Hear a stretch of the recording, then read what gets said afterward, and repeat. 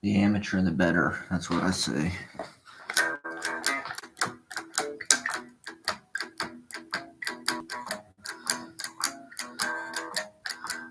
Get out of that bed and wash those face and hands.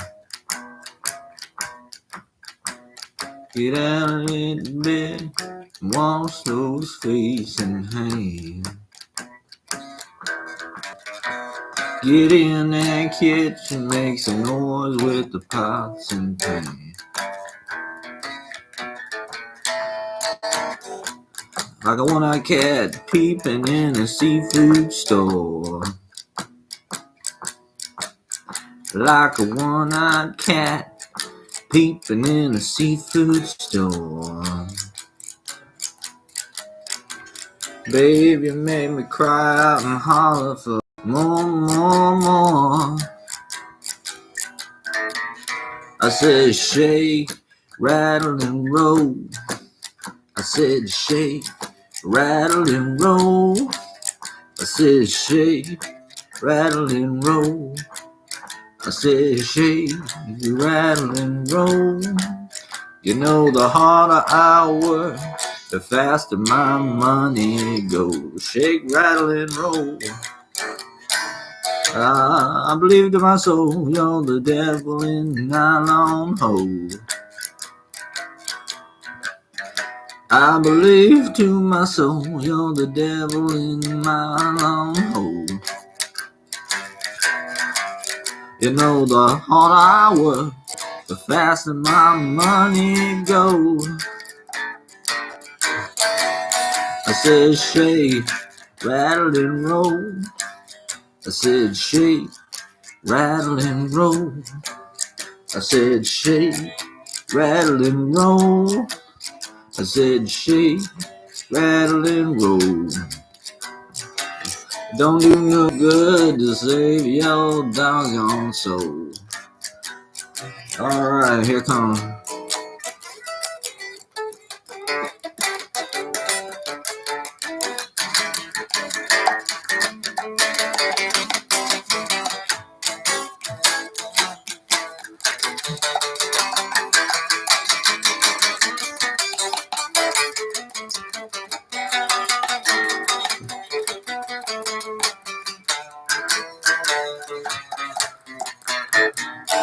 I believe to my soul, the devil is not alone.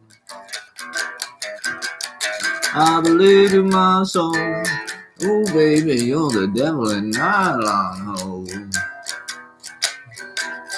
Oh, the harder I work, the faster my money goes. I said shake, rattle and roll. Shake, rattle and roll. Shake, rattle and roll. Shake, rattle and roll. Shake, rattle and roll. Shake, rattle and roll. Shake, rattle and roll. Shake, rattle and roll. Oh, shake, oh baby, rattle and roll. Shake, rattle and roll. Shake, rattle and roll.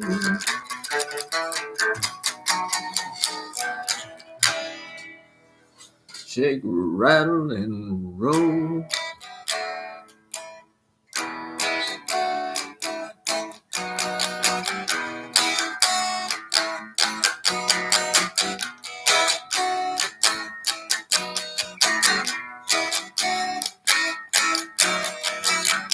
I see you girl, 3 o'clock every day. When you come walking right down my way. Oh, oh, oh, oh, oh, yeah, yeah, yeah. I like the way your pants fit. I like the way your pants fit. I like the way your pants fit. I like the way your pants fit. I I dream of you each and every night. You fill my head, but never my side. Oh, oh, oh, yeah, yeah, yeah. I like the way your pants fit. I like the way your pants fit. I like the way your pants fit. Oh, I like the way your pants fit.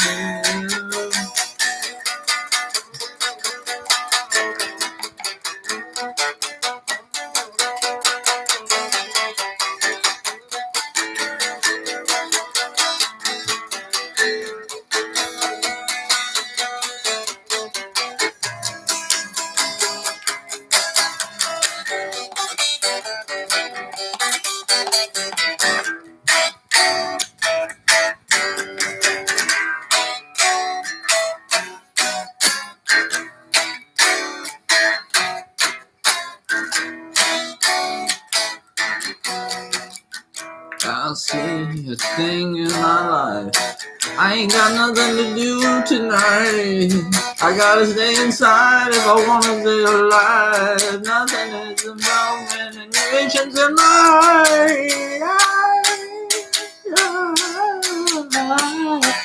oh, I like the way your pants fit. I like the way your pants fit.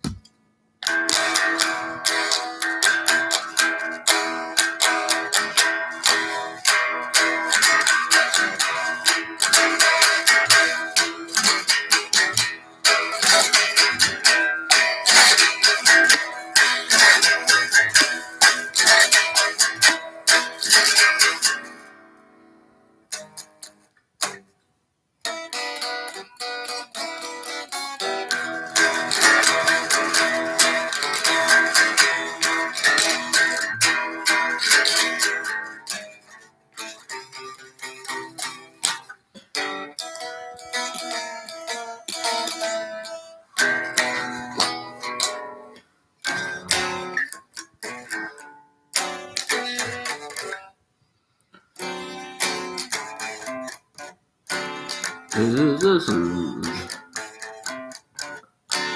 It's a sleuth. Well, I knocked on your two front doors. Is this the place or is it the house next door?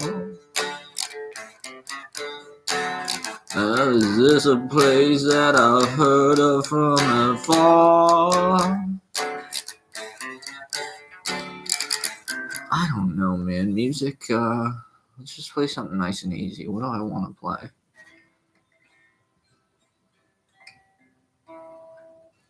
I don't know. I don't know if is my heart really in music? Do I have what it takes? This old Smokeville bar is something I'm not used to. But I gave up my home to see you satisfied.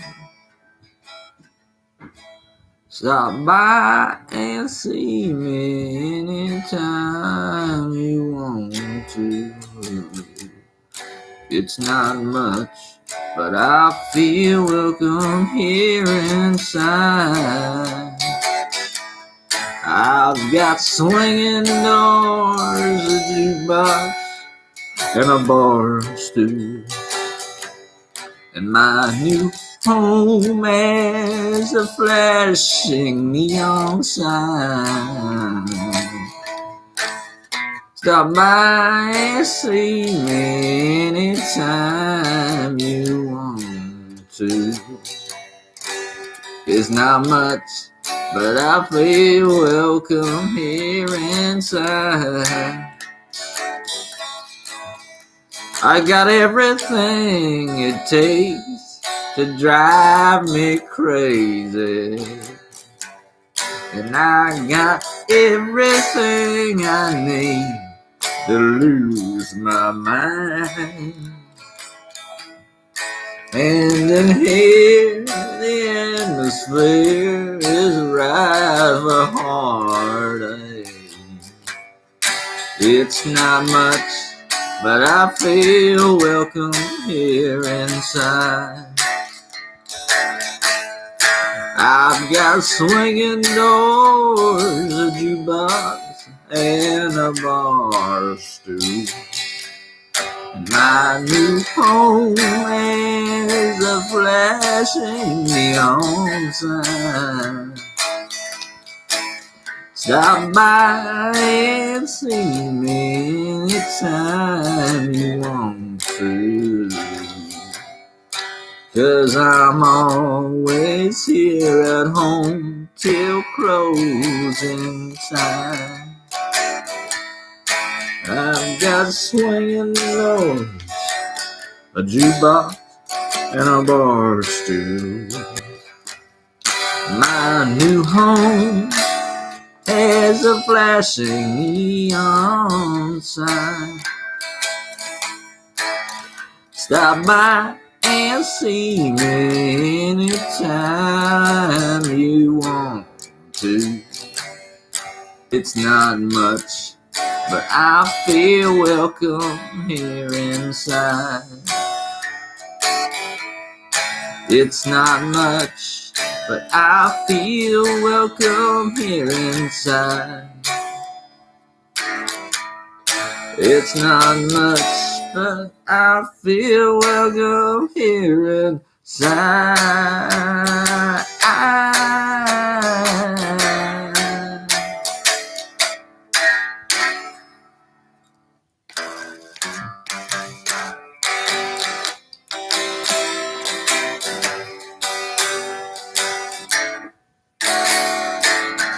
Sometimes it's hard to be a woman, giving all your love to just one man.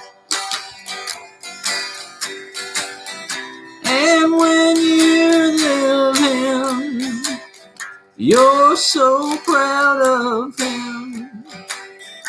Yeah, you're doing the best you can. Stand by your man. Stand by your man. Stand by your man. Stand by your man.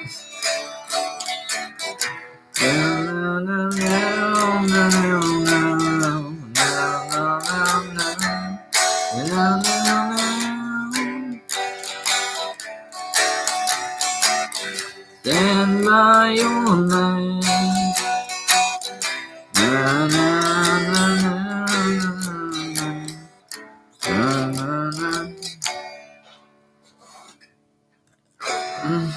It's all good. It's all good, baby. I know there's nothing people want to see less than a guitar, but let's see what we can do with it. I mean, it's not the guitar, okay? It's the dudes.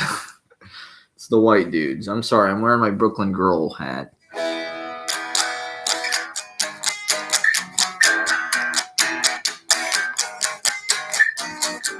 I see the girls run by my window, outside my window, and I think to myself, yes, I think to myself, there must be somewhere out of here I can't imagine.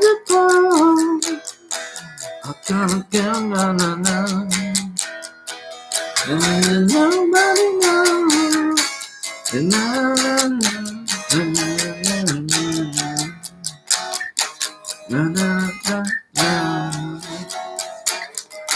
Like the clouds in the sky,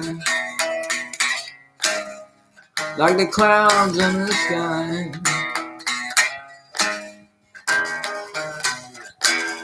I see the people run past my window every day.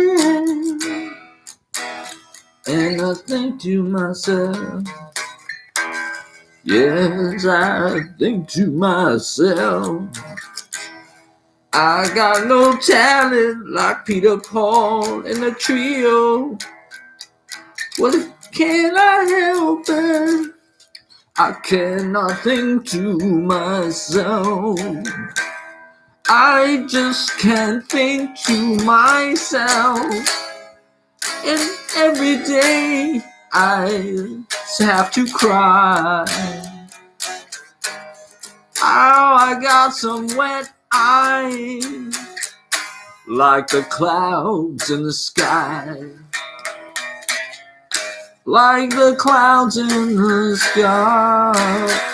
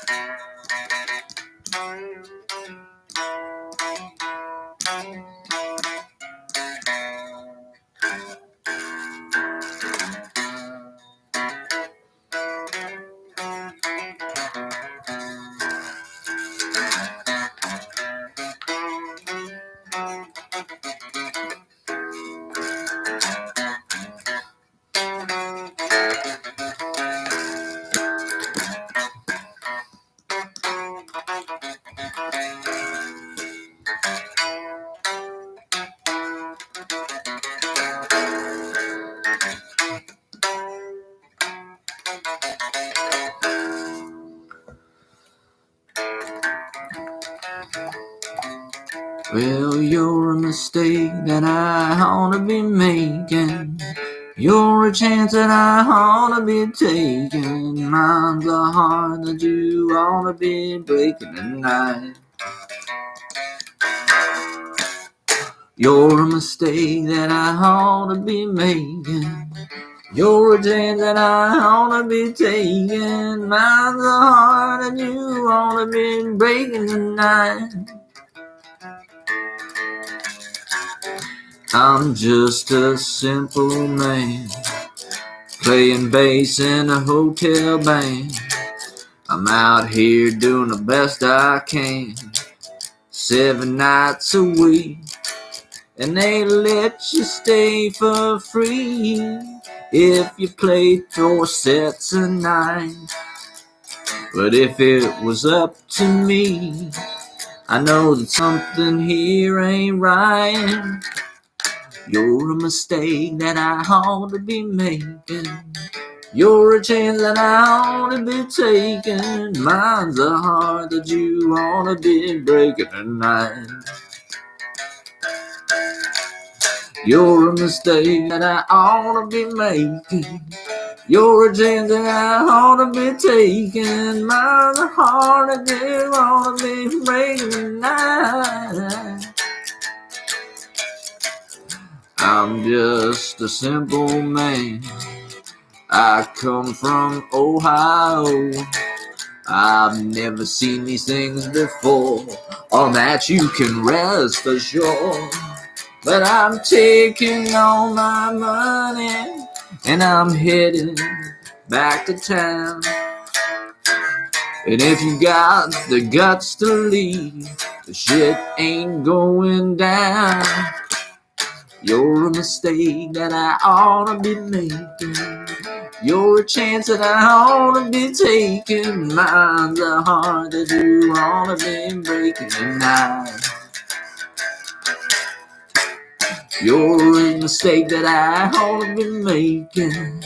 You're a chance that I ought to be taking. Mine's a heart that you ought to be breaking tonight.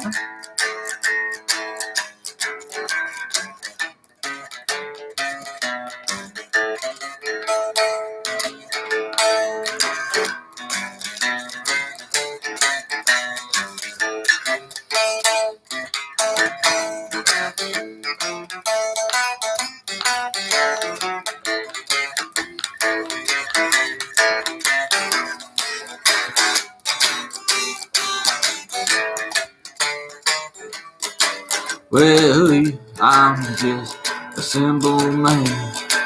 I'm out here doing the best I can, playing bass on and live streaming band every day of my life.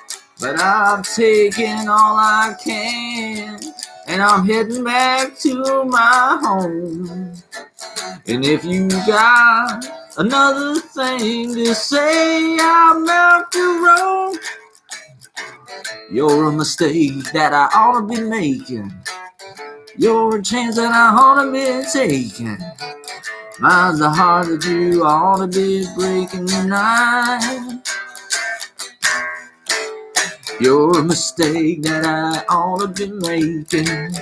You're a chance that I ought to be taking. Mine's the heart that you ought to be breaking. Mine's the heart that you ought to be breaking. Mine's the heart that you ought to be breaking tonight.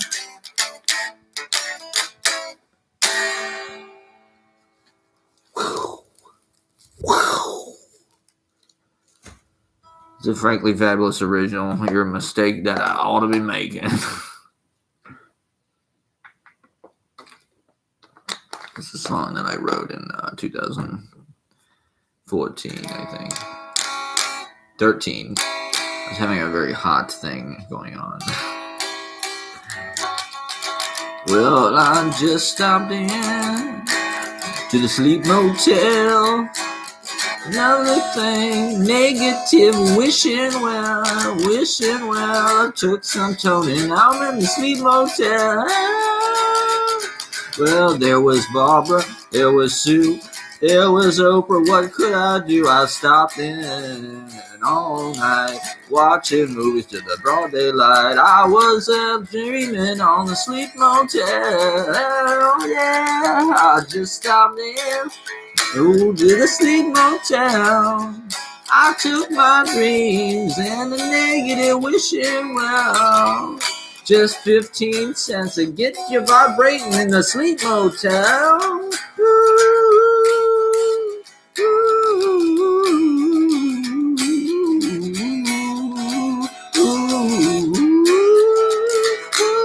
Across the brain was the sleep motel. Where there was 5, 6, 7, 8, 9, and 10.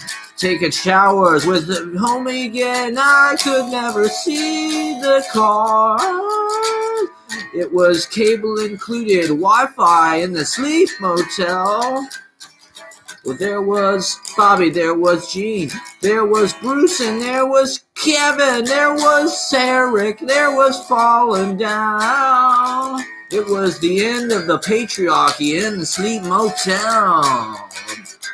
And the walls came tumbling down. And the walls came crumbling down. And they took the art out of the heaven of the sleep motel.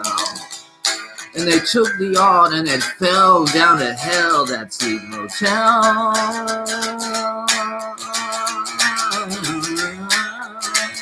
Down in Big Sur.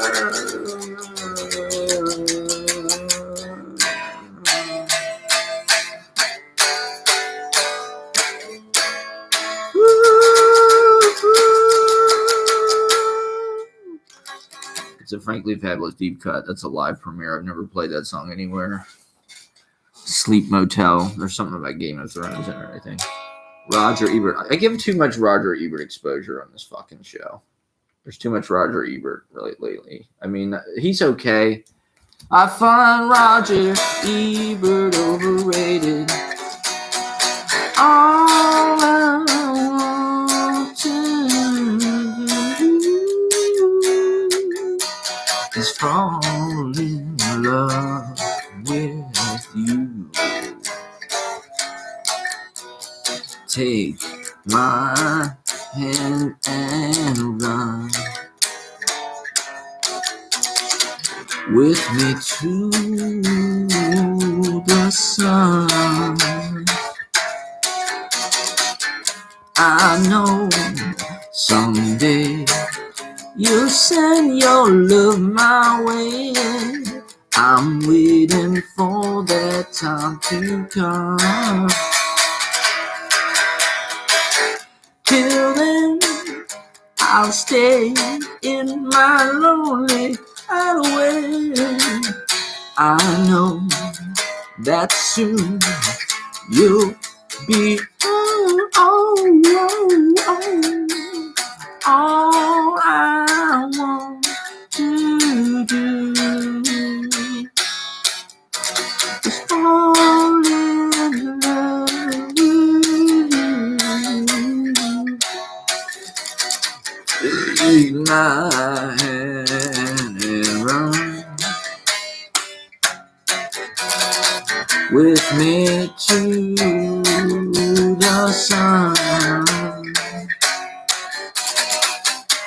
I know someday you'll send your love my way. I'm waiting for that time to come. Till then, I'll stay in my lonely hideaway. I know that soon you'll be home, home, home, home.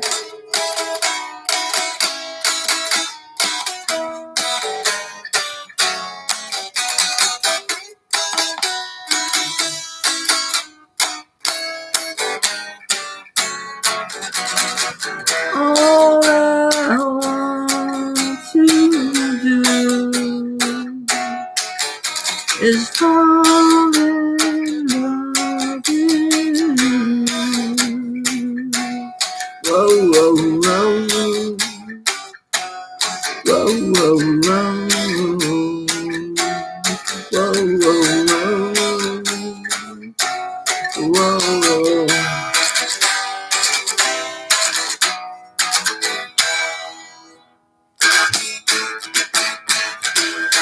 Members only is a private party. Don't need no money to qualify ya.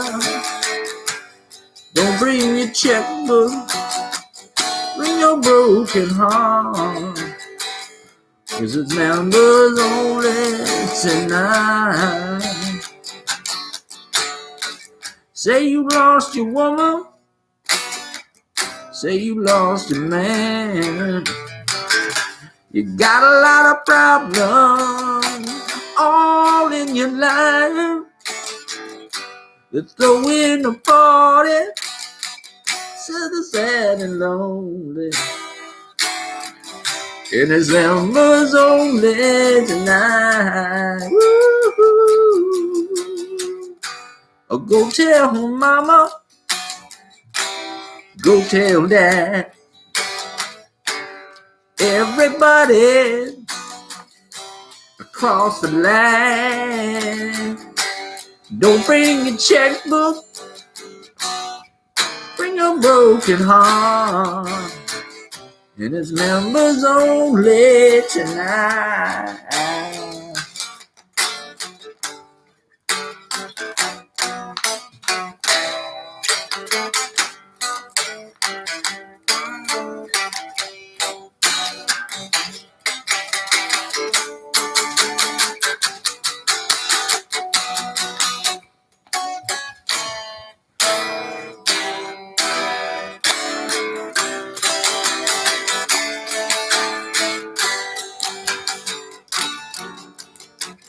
Say you lost your woman, say you lost your man. You got a lot of problems all in your life.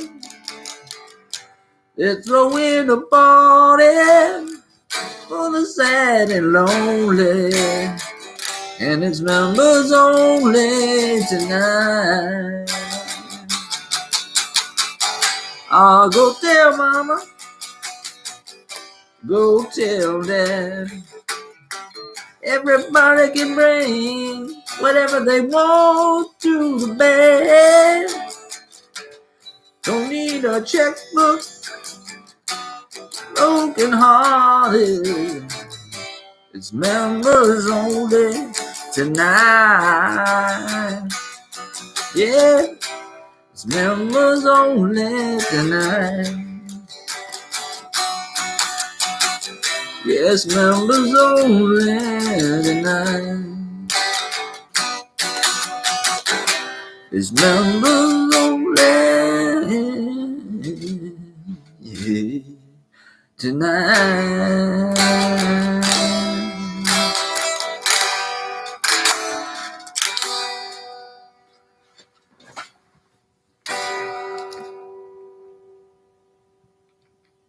I don't play any Bobby songs.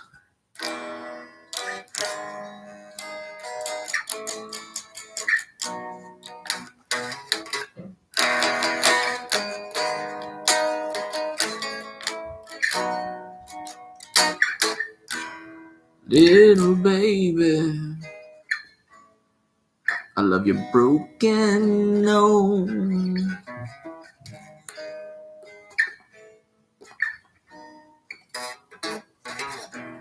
Little baby, I love your second-hand clothes.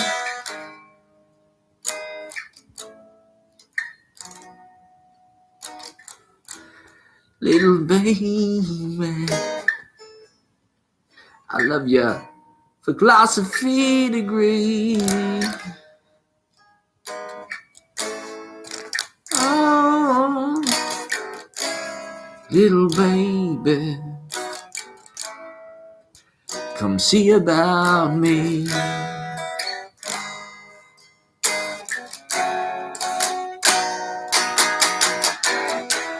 Little baby, I love you so.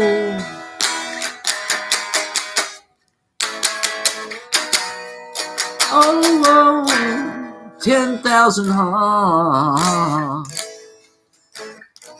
Oh, maybe more.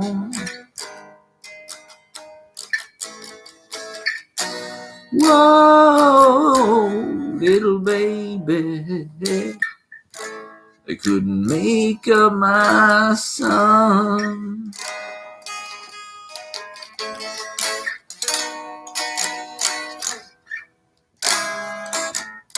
Little baby, I only need the one.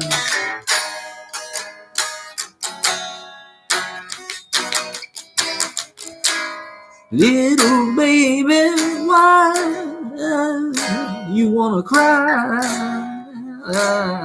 so bad?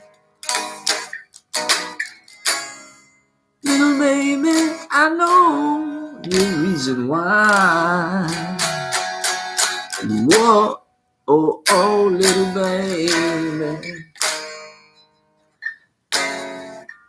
Little baby.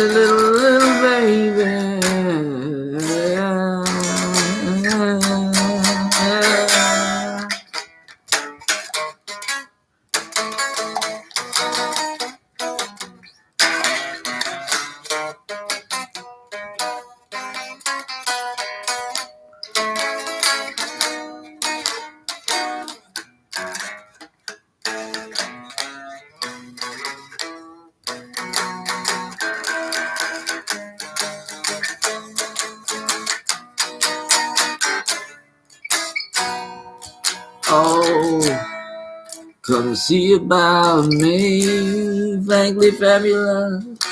It's oh so fabulous, frankly fabulous. It's oh so fabulous, frankly fabulous. It's oh so fabulous.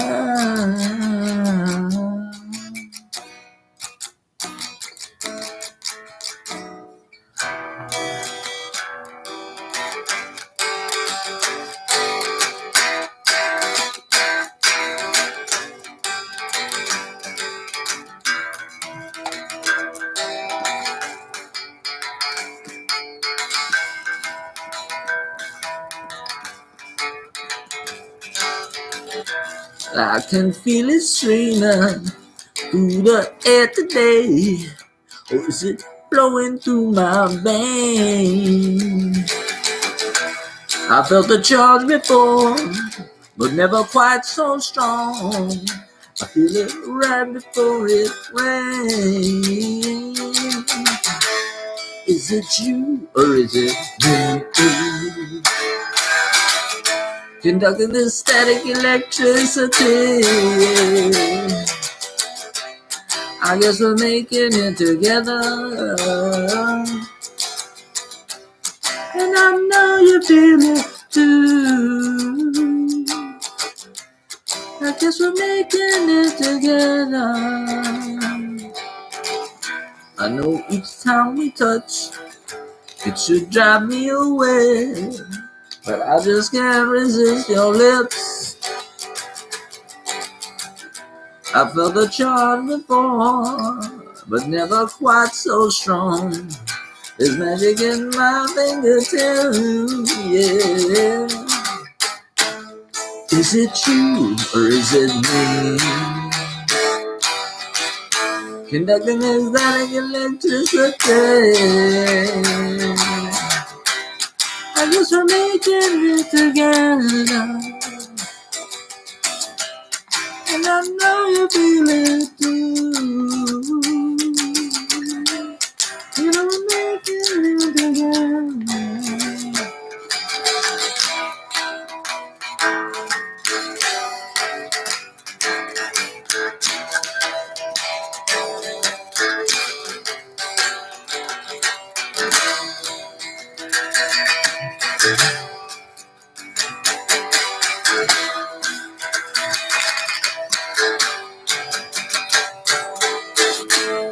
Is it you? Is it me? Conducting this static electricity. I guess I'm making it again. Oh yeah. And I know you feel it too. You know I'm making it together. heard the chords before, but never quite so strong. There's magic everywhere, everywhere. The charge is coming through my pore. I feel it ever long, ever long. All everything into my head. Is it you? Is it frankly? Conducting this staring electricity. Is it you? Or is it me? Conducting this static electricity.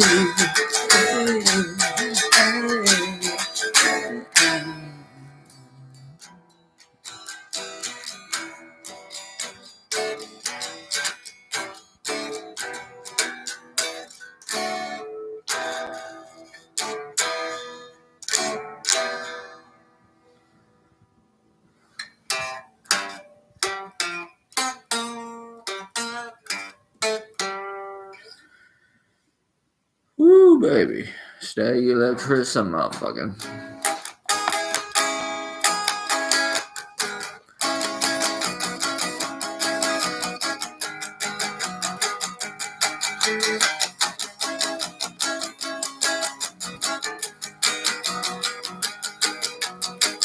The wild stumble through the street light. So this is kind of the theme song to my field study of an American Male movie. I wrote this and recorded these songs in like 2008. And this was meant to be the kind of... This was inspired by Columbus nightlife, ladies, 80s. High Street. Oh, the wild stumble through the street light. Drunk off of cocaine and wine. Out on the dance floor, there are fist fights. So to the rooftops we'll climb. Let's stay up all night together. Let's stay up all night tonight. Let's stay up all night together. Let's stay up all night tonight. Tomorrow morning will come too fast. We're young and beautiful, let's make it last all night tonight. Let's stay up all night tonight. Well, love is God's greatest invention, and it made it just for us. It is beyond all comprehension. Today it's stone, tomorrow dust. Tomorrow morning come too fast. You're young and beautiful, let's make it last all night tonight. Let's stay up all night tonight. Whoa, tonight. Whoa, whoa, whoa, tonight. Whoa, whoa, whoa, tonight. Whoa, whoa, tonight.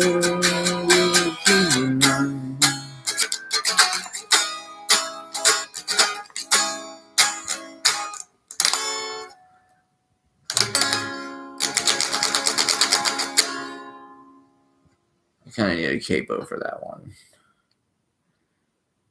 But I was trying to be cool. I was trying to be, whatever, Brooklyn dance rock. That was like our dumbass Midwestern corn pone Guitar Hero rock band backwater idea of what cool edgy music would have been in 2007 or whatever. Brooklyn dance rock. We Are Scientists. That was kind of a We Are Scientists type. I needed a capo for that. Oh, we don't have one. Okay. Well, I guess I didn't miss out anyway.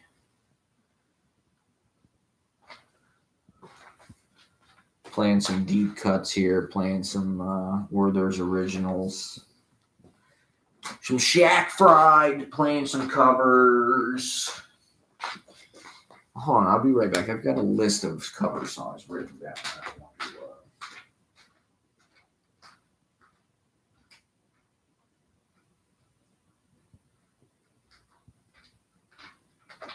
If I had mine, I'll tell you what I do. Go downtown and tell where the man or two. I don't know. I'm not sure if the music shows count. There is a lot to talk about. Maybe I should just talk. I did prepare this whole video thing. Now I'm playing music the whole fucking time.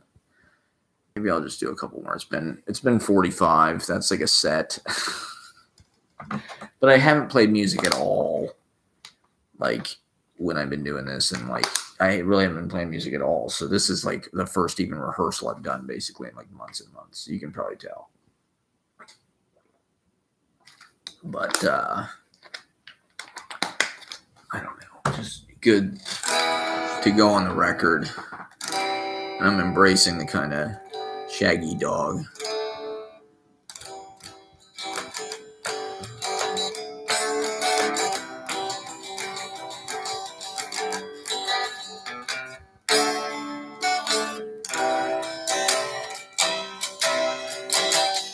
But we'll just do a few more minutes and then we will go into the meat and potatoes, what everybody's waiting for, the big, huge Thought-a-log podcast. The Rush, the Ditto Heads. Can I use Ditto Heads? I actually like Ditto Heads. Can I use Ditto Heads? I mean, fuck Rush. I mean, welcome to hell, Rush. How does it feel? You're probably roasting like a goddamn stuffed pig, a pig with an apple in his mouth. What do you want to bet? Rush is a pig with an apple in his mouth, right? Is that fucked up to say? Woo doggies, it's hot. Well, when you live purely and you do the right thing, you get to go to the good place.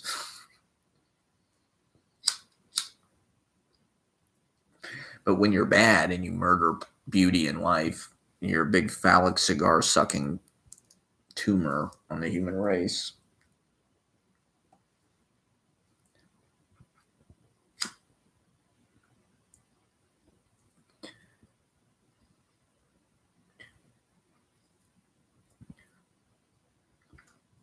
All right, let's try this song. This might be a good one to try. This is sort of an homage.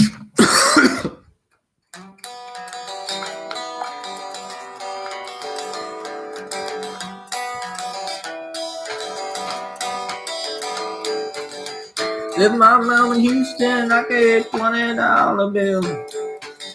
Then I got a man down, I got no run over the hill. Ain't nobody gonna take my time. A friend of the devil is a friend of mine. Ain't nobody gonna take my time. Just might get some sleep tonight. I said, Alfie Houston, I had $20 bills. King and Houston, I got over the hill. Ain't nobody gonna take my time. A friend of the devil is a friend of mine. Ain't nobody gonna make my heart just don't know I sleep tonight. Got to take a lesson, oh man, on the trail. The name is Anne Marie, she's my heart's alive. second one is red. She's my Campbell. And if I don't get away from here, I'll spend my life in jail. I'll spend out for Houston, I had $20 bill. First one says you got my child, but they don't look like me. Ain't nobody gonna take my time. A friend of the devil is a friend of mine. Ain't nobody gonna make my heart. Just might get some sleep tonight. As you can tell, I don't know any of the goddamn words. I should have just made some up.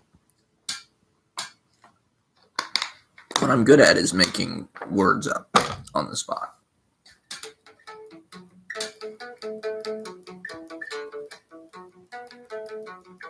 Let me sing to all you Brooklyn girls. Let me sing to all Manhattan girls. Well, once more to the breach, dear friends. Going back to New York.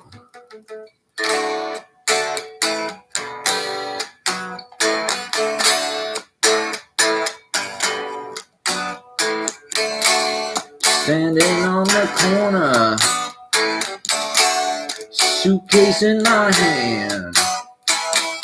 She hit me this again, it's a road, and me, I'm in a rock and roll band. Sitting down by the fire, the radio does play the march of the wooden soldier. Oh my god. Whatever, it doesn't matter. It doesn't fucking matter.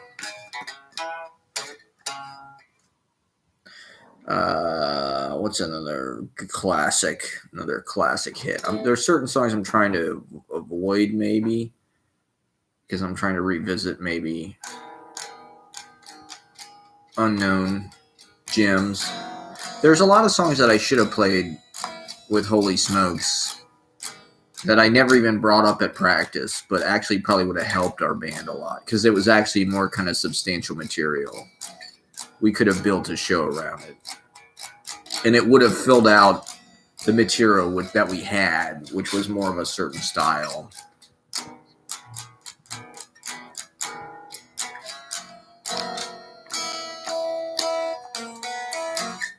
Breathe, breathe the air.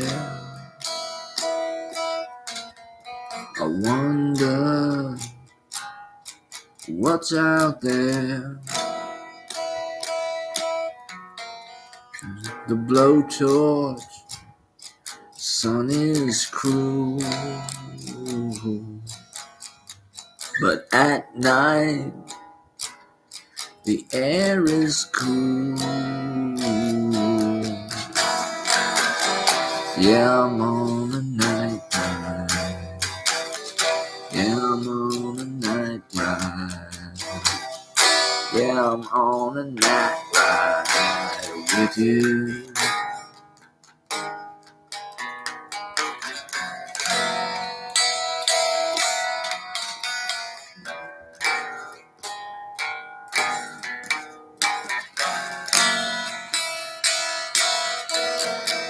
Breathe, breathe the air. The summer, I feel it there. Go run down the lane. The bikes are moving chain. Yeah, I'm on the night ride. Yeah, I'm on the night ride. Yeah, I'm on the night ride with you.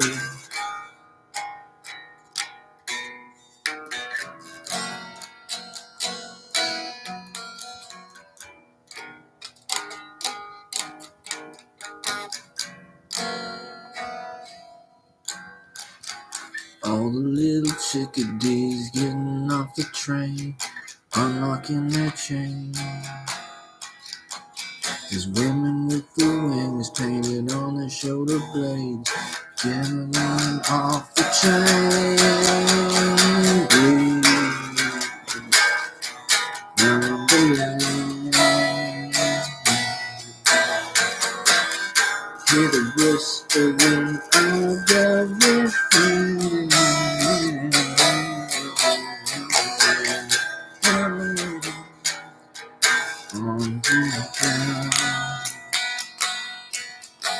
Says we'll be there 27 minutes from now. Yeah, I'm on a night ride. Yeah, I'm on a night ride. Yeah, I'm on a night ride.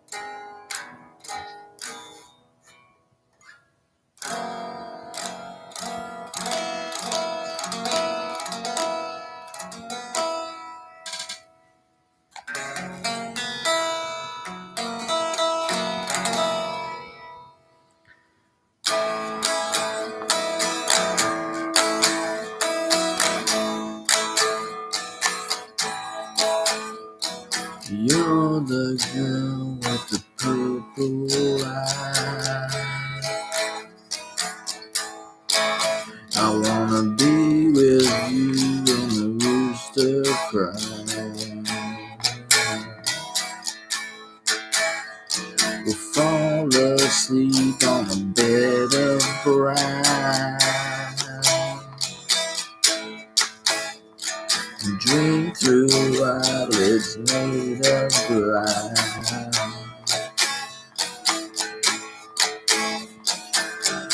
I want to wake up next to you.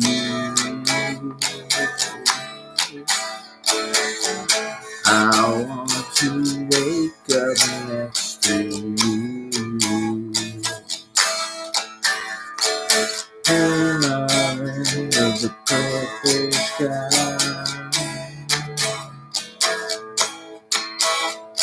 and fall through the night days in the high.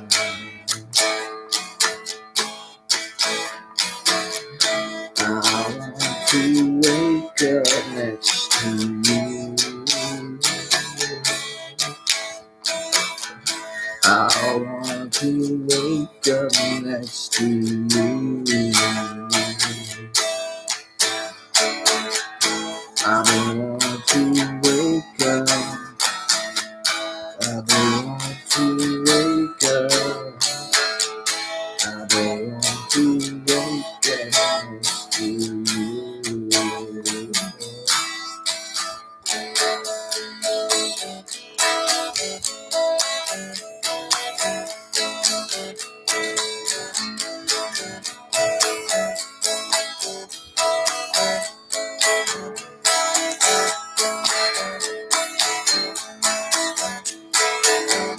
I don't want to wake up.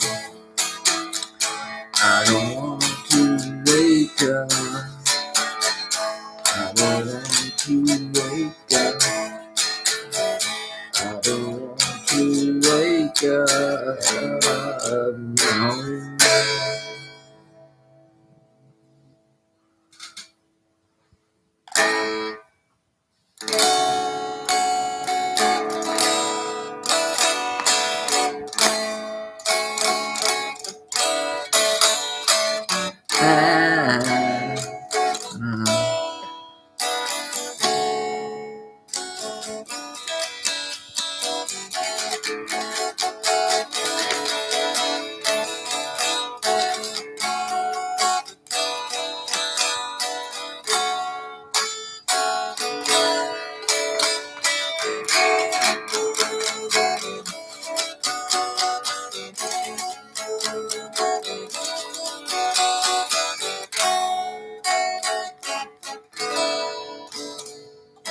Anna, you tap me on the shoulder,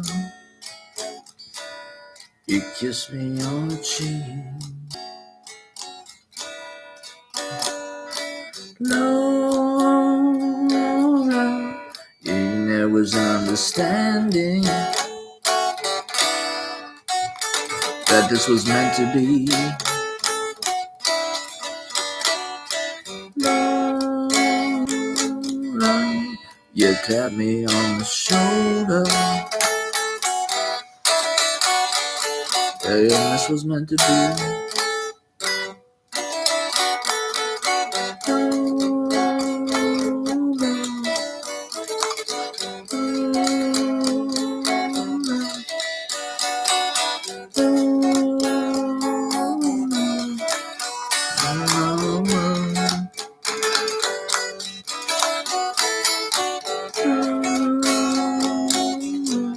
You tap me on the shoulder, you kiss me through the glass. Love, and there was an understanding that this was meant to pass. And then there was love,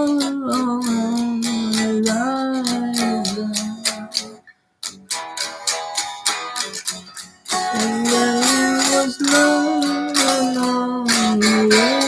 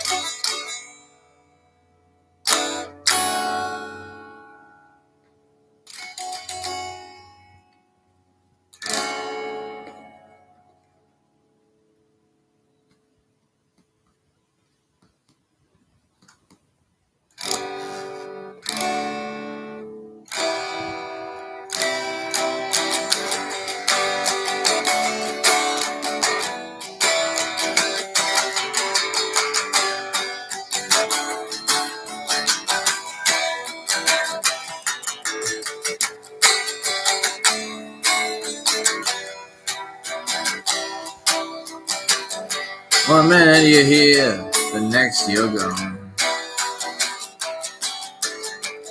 One minute you're here, the next you're gone. Gone, gone, gone, gone. On the way out the door, you're gone. And then it's here tomorrow. Here today and gone tomorrow. Here today, gone tomorrow.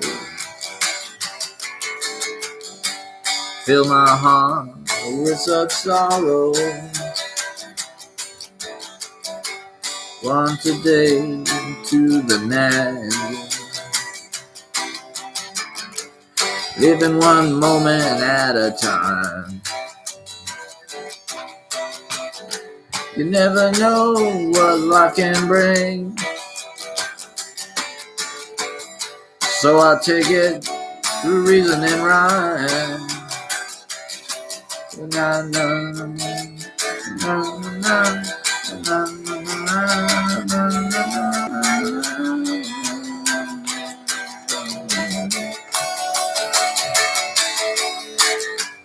here today, gone tomorrow.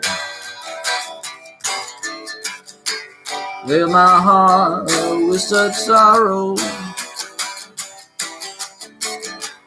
Never I've been where I'm going.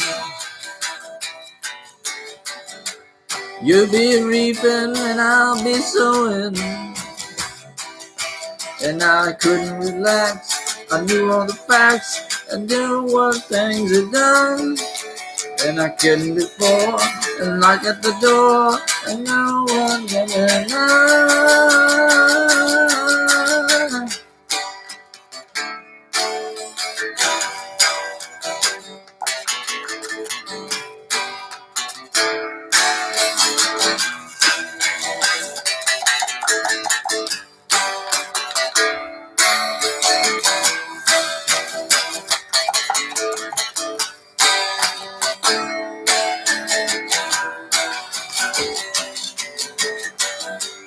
Taking it 1 minute to the next. Gotta live it 1 second at a time. You can bet things are so precious. What's mine is yours, what's yours is mine. Well, it's ashes to ashes and dust to dust. Whichever you can, and it's everything planned for such lust. I can never stand it anymore. Here today, gone tomorrow. Fill my heart with such sorrow. Gotta try to beg, steal, and borrow. But you get what you get no more. You get what you get, and the getting's good. You get what you get, and you get no more.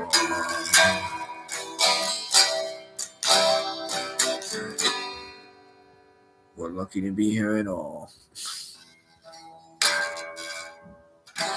All right, maybe that's enough music. I think my neighbors have had enough.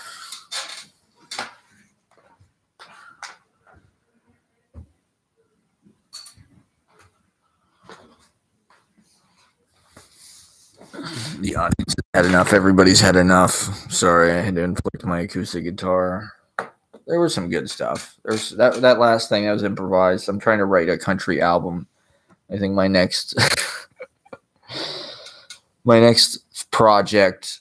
I just feel like I can't not do music because I've done it so much, and I just you just have ideas for it, and it's a good medium for ideas. You know, whatever performative stylings you want to put on, you can go out and do it in a band immediately that week. Well, not now, but and music is a good way to meld a lot of things and be physical, move your body, use your body, put your ideas through. I mean, that wasn't a great example. I can do better, but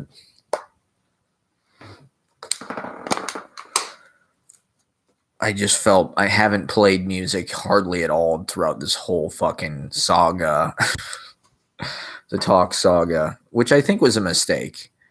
You know, I think it's good to check in with that and just have it. You know, like those songs go back a long way, and I'm living in this kind of suspended moment in my own past. Like in some weird tank I'm being dunked in. And of my own. It's like a bath. I'm like back in the bath water my whole life.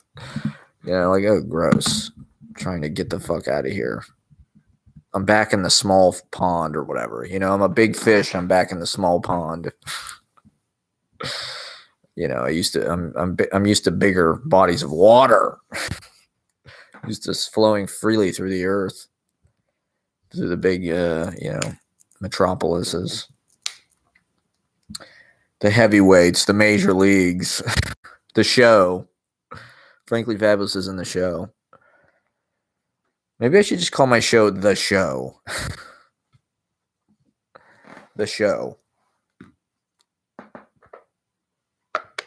The Show with Frankly Fabulous. Has anybody ever done that? Probably, but it's not a bad name, I don't think. The Show with Frankly Fabulous. Show and Tell. Not Show and Tell, The Show. Yeah, a lot of those songs, that song, I Want to Wake Up Next to You, I recorded that in GarageBand. I had a whole album. There's kind of a lost album that I never really released because I never could finish the tracks exactly. I couldn't get my brother to play drums, but that song, Static Electricity, I have a pretty great recording of that. I mean, I don't know if I have it anymore. I had it on a previous computer that, I don't know, it may or may not be accessible at this point. But I had a good recording of that with that B3 organ on it, Jack playing drums, my dad playing bass. It's probably one of the few recordings that were all on, to be honest. And then I had a good recording of I Like the Way Your Pants Fit, which I'm not really sure if that's going to be going to survive the, the current standards and practices or whatever. But I had a good recording of it, very jet, with like a tambourine. It really swung, though. It was really a good recording. Me playing bass, Jack playing drums. Even though it was totally garage band, it didn't sound that bad. And then Let's Stay Up All Night Together. That predates the Beck song by almost a decade. That's probably something I should have talked to him about in person. How he owes me a shitload of money because he ripped off my intellectual property. I have a song called Let's Stay Up All Night Together that I wrote, I think, in 2006. There's recordings of it on MySpace, I think, from 2006 or 7 or 8. I wanted to put this album out called Airy Nothings, which is from Shakespeare. Give to airy nothings a local habitation and a name. That is what the poet does. The madman, the seer, the poet. Give to airy nothings a local habitation and a name. My song Supersonic Narcissist had a really cool organ. I should have put it out. I have probably, I'd say, 4 or 5 or 6 or 7 tracks that are like pretty finished. They're definitely like releasable. And to be honest, they probably sound as good as anything I've ever been a part of recording wise. I've never really been a part of like a really finished recording thing. Surprise, surprise. I hate recording studios, but I don't hate them. I've just never actually like spent that much time in them. If I was invited to just like spend a shitload of time in a recording studio and like really make an album, I don't know if a recording studio is necessary, frankly, at this point. Like, I prefer to do things in an environment that is evocative and inspiring because that's where the sound comes from. So if you're in a fucking recording studio, like, it's just like every other goddamn recording. They can be cool places, but they're kind of antiseptic. You know, just there's like isolation rooms and shit. I'm not really into that. The separation. We need separation. Go fuck yourself. I want my tracks to bleed. I want my tracks to bleed all over each other. That's how the beautiful music, bacteria blends and creates that great lush cocktail of cultural sound. I played some originals from Audible Detonation days. That song, All I Want to Do. All I want to do. It's like a very, just blatantly trying to write early British invasion type songs. I think with that, I was inspired to write something like From a Window or the Lennon and McCartney songs that didn't get used necessarily, that like got recorded by like Billy J. Kramer and the Dakotas or Peter and Gordon or whatever. Paul McCartney's brother-in-law got the song. I like those songs. Actually, I think I might even like those better than the Beatles songs, to be honest. The Beatles songs have a little bit more of a, I don't know. They still have kind of a modern edge. That those Peter and Gordon songs, World Without Love, or Dave Clark 5 has some songs that kind of sound like that because they sound like sort of off-brand Beatles. You know, they're like the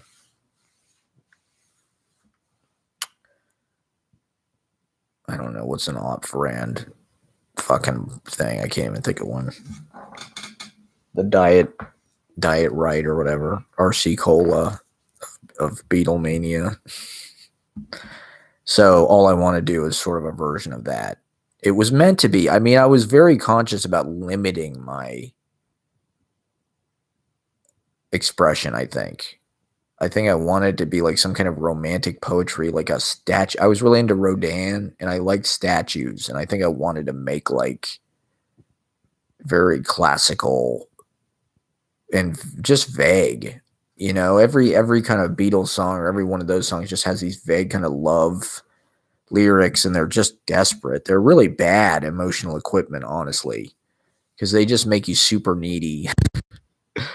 You know, if you listen to the Beatles all the time, you're just going to become super delusional about how love actually works because they're all super needy and desperate and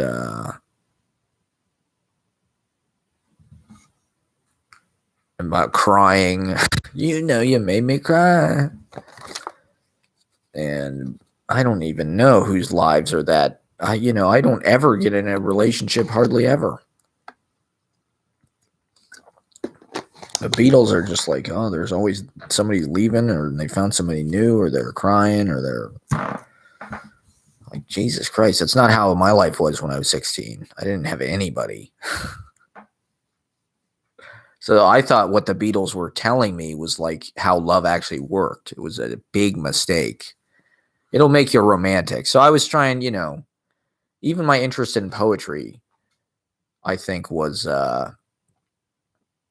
more about romance and love as much as anything. So like this song, Let's Stay Together. I don't know, it's kind of an interesting, the melody is kind of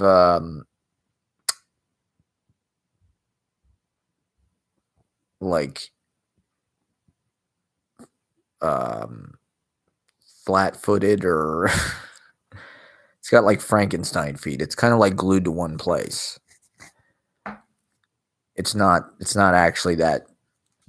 But I was trying to, all my friends like Bowie, so I was trying to kind of do a Bowie thing and like a big guitar sonic landscape. But also, I thought it was effective lyrically because I liked the chorus. You know, I was one of these people that I would never finish songs. I'd always have ideas for songs and I'd carry them around for years and never finish them because I wanted the lyrics to be exactly right. So I ended up with a lot of things that were very vague and not very alive. But certain things were successful and they're more like professional songs in that they kind of play themselves. When you play them, like that Static Electricity song, the changes in the melody, if you play the song, it kind of brings you to this energetic, elevated place. Whereas a lot of my like Holy Smokes era songs, which are two chords and more inert melodically, are you have to make those songs happen. You know, they don't really play themselves. They just do the same thing over and over again. You know, there's only two chords. Static Electricity is a pretty smart chord sequence. It's in E minor or G, I don't know. But it moves up from E minor to G, then to A minor, then to C to D. It just walks up the scale. But it does it in an interesting way. And so that's, 1, 2, 3, 4, 5 chords in the fucking song. Count them. And they do different shit, they come in at different times. It's not just the same rotation of shit the whole time. So I've done that, I could do it more, but that song's also kind of lyrically vague. I like the chorus, the static electricity part, but the verses, there's not a whole lot there. So I never know what to sing really. And then the song "Let's Stay Up All Night Together," the verses kind of work because there's more of a portrait. I don't necessarily know that it's realistic. It's kind of cheesy, but it's kind of cool. I don't know. The wild stumble through the streetlights, drunk off of cocaine and wine. I didn't know anybody that did that, and that's kind of an Allen Ginsberg Howl type image. But it also was kind of an image for the first time in my writing, or one of the first times. It felt hard for me to give myself permission to do that, and just that's what the lyrics about. It's about setting the scene. The wild stumble through the streetlights, drunk off of cocaine and wine. Out on the dance floor, there are fist fights. So to the rooftops we climb. It's it's like a fucking Baz Luhrmann movie or something. I don't know. It's up to the rooftops. It's like a fucking Drifters thing, Lieber Stoller, whoever. So it felt kind of Bowie. It felt kind of romantic. It's like a dance song. It felt like I kind of had written, keeping in mind when we started playing our band, we were coming sort of out of the rock revival era with the Strokes, the White Stripes, the Hives, the Vines, and then into the kind of raconteurs and blah, blah, blah. Somebody commented on something. What does that say? I don't know.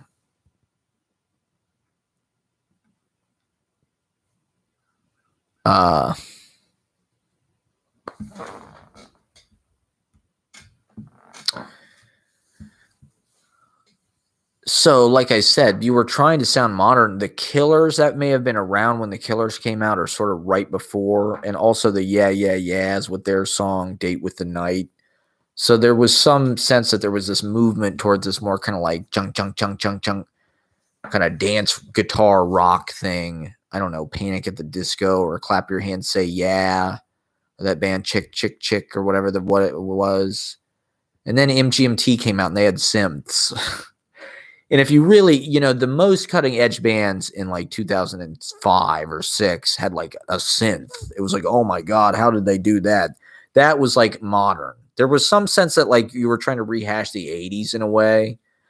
There was this dance night down at Scully's that everybody went to, or a lot of people went to, all the sleazy people, ladies 80s. And they'd play New Order and Depeche Mode, Just Can't Get Enough, bump, dum dum, 99 Love Balloons.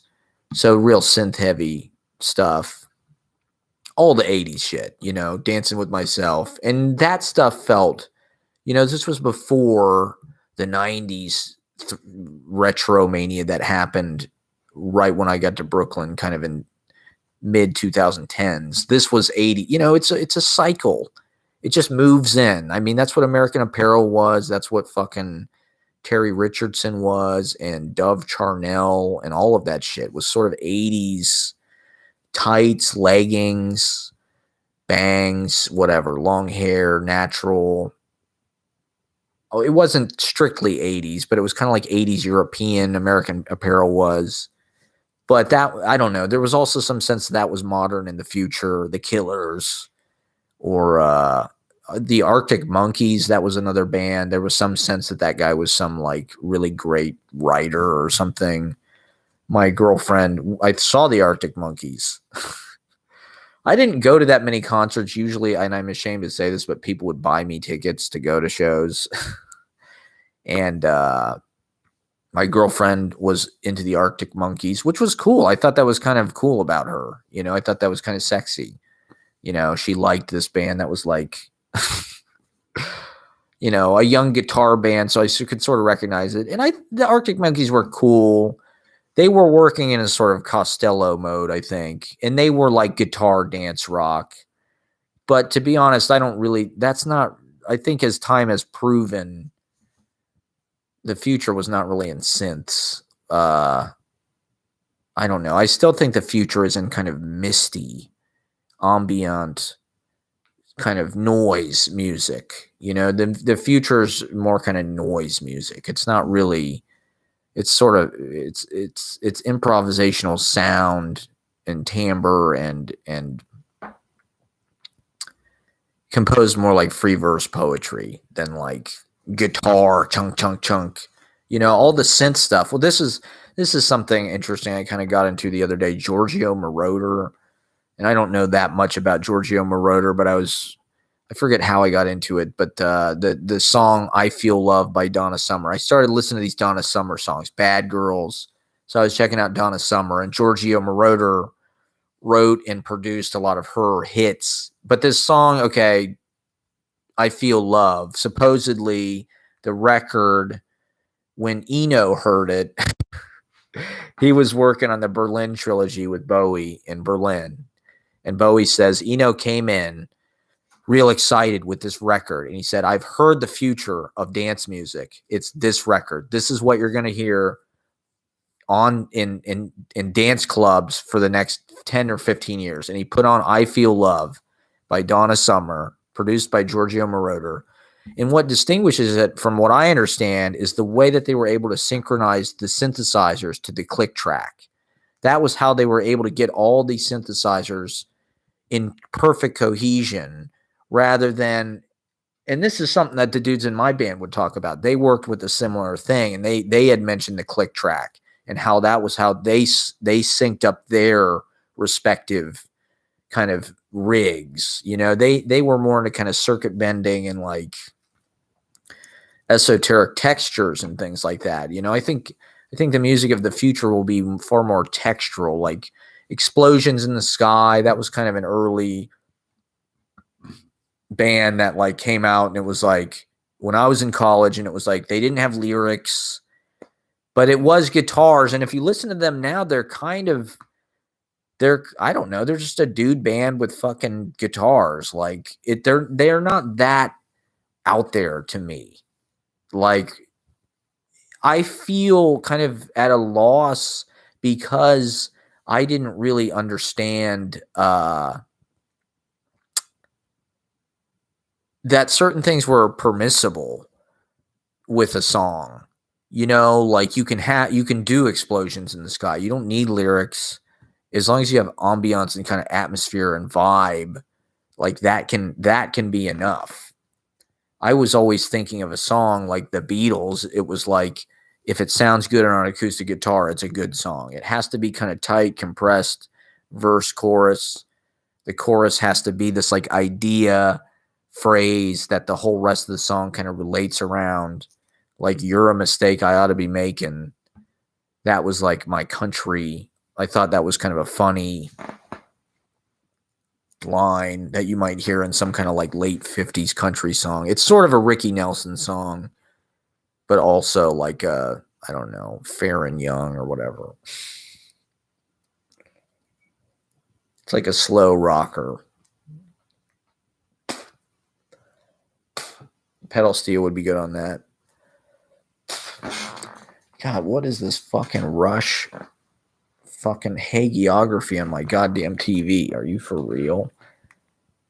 Like, we will not have this puff piece of fucking Rush Limbaugh on the show. I didn't know it was going to be that fawning over the guy.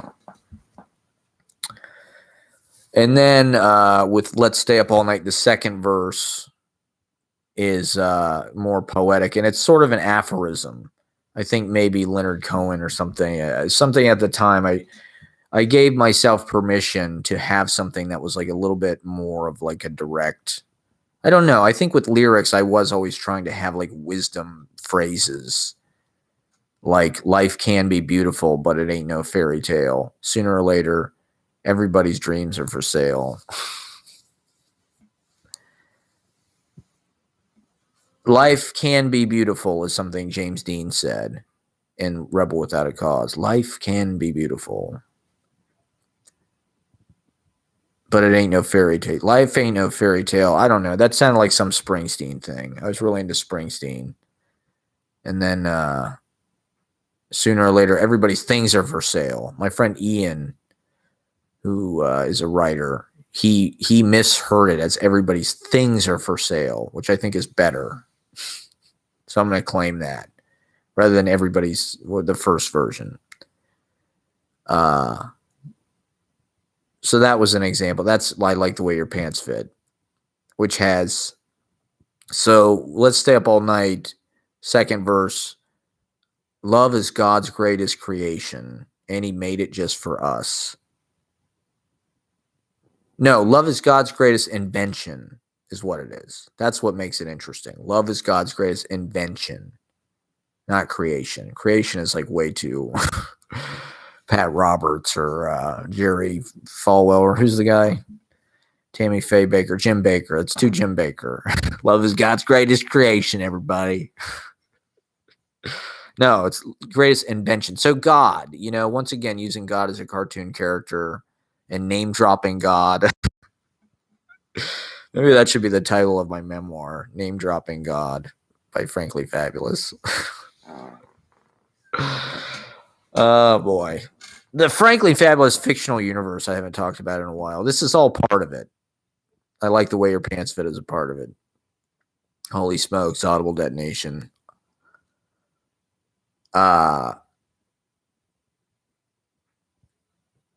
Which I think was a cool band name, Audible Detonation. There's not really another band name like that, to be honest. Audible Detonation. And it was appropriate. I think it was just the most powerful thing we could think of. It was either that or Gunsmoke. You're going to call our band Gunsmoke. That might be better for a country band. Oh, I had a really good band name yesterday. What was it? Fuck, I don't know.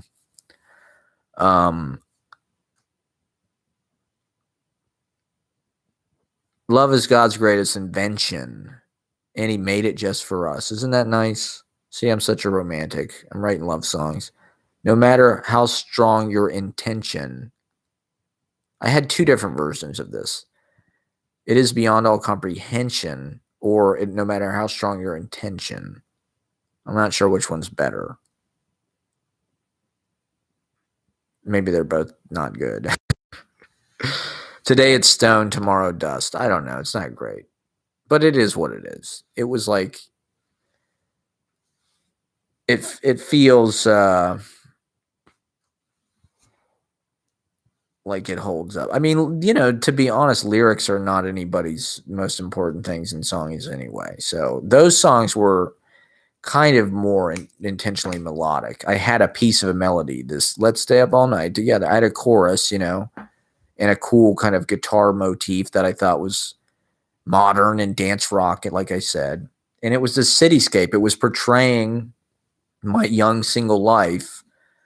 So I had a good recording of it with a lot of reverb on the guitar, and I was playing my little brother's Fender Bullet, that guitar. I recorded in the attic at McLean Road. Jack came over and laid a couple drum tracks down with the fucking blue Snowball microphone, not too dissimilar from this. And I wanted to use it as the theme song. It's a cityscape. Like I said, it's about young single life, scaling the fucking fire escapes, going to the dance club, dancing to new wave music, lights, tights, single, getting drunk, hooking up, going to Bodega, crossing High Street in the oxide carbon lights or whatever. The Rossi, that was before the Short North got totally hulked up. Haiku was there. We'd always go to Bodega, Scully's. It was a beautiful life. Young single guys at the sort of, end of Bush era, beginning of Obama era. The college years. So my movie, this is Klaus Kinski, by the way. I just want to mention this. I'm working my Klaus Kinski impersonation. He does these stage shows where he plays Jesus. And he just like screams at the audience for just like an hour. Like he just like throws a tantrum and just So I'm kind of working on my Klaus Kinski impersonation.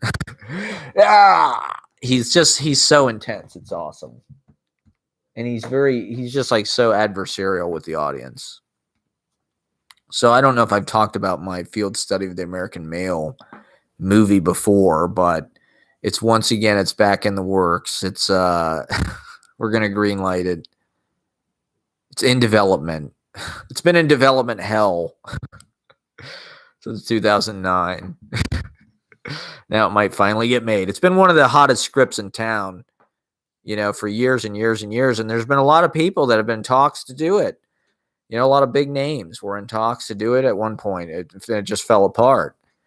There's a lot of people who could have done it, I'd say. Fucking my buddy who was in the movies in Columbus, he's who's it's based on. I hate to say that, but it's about our friendship, I'd say.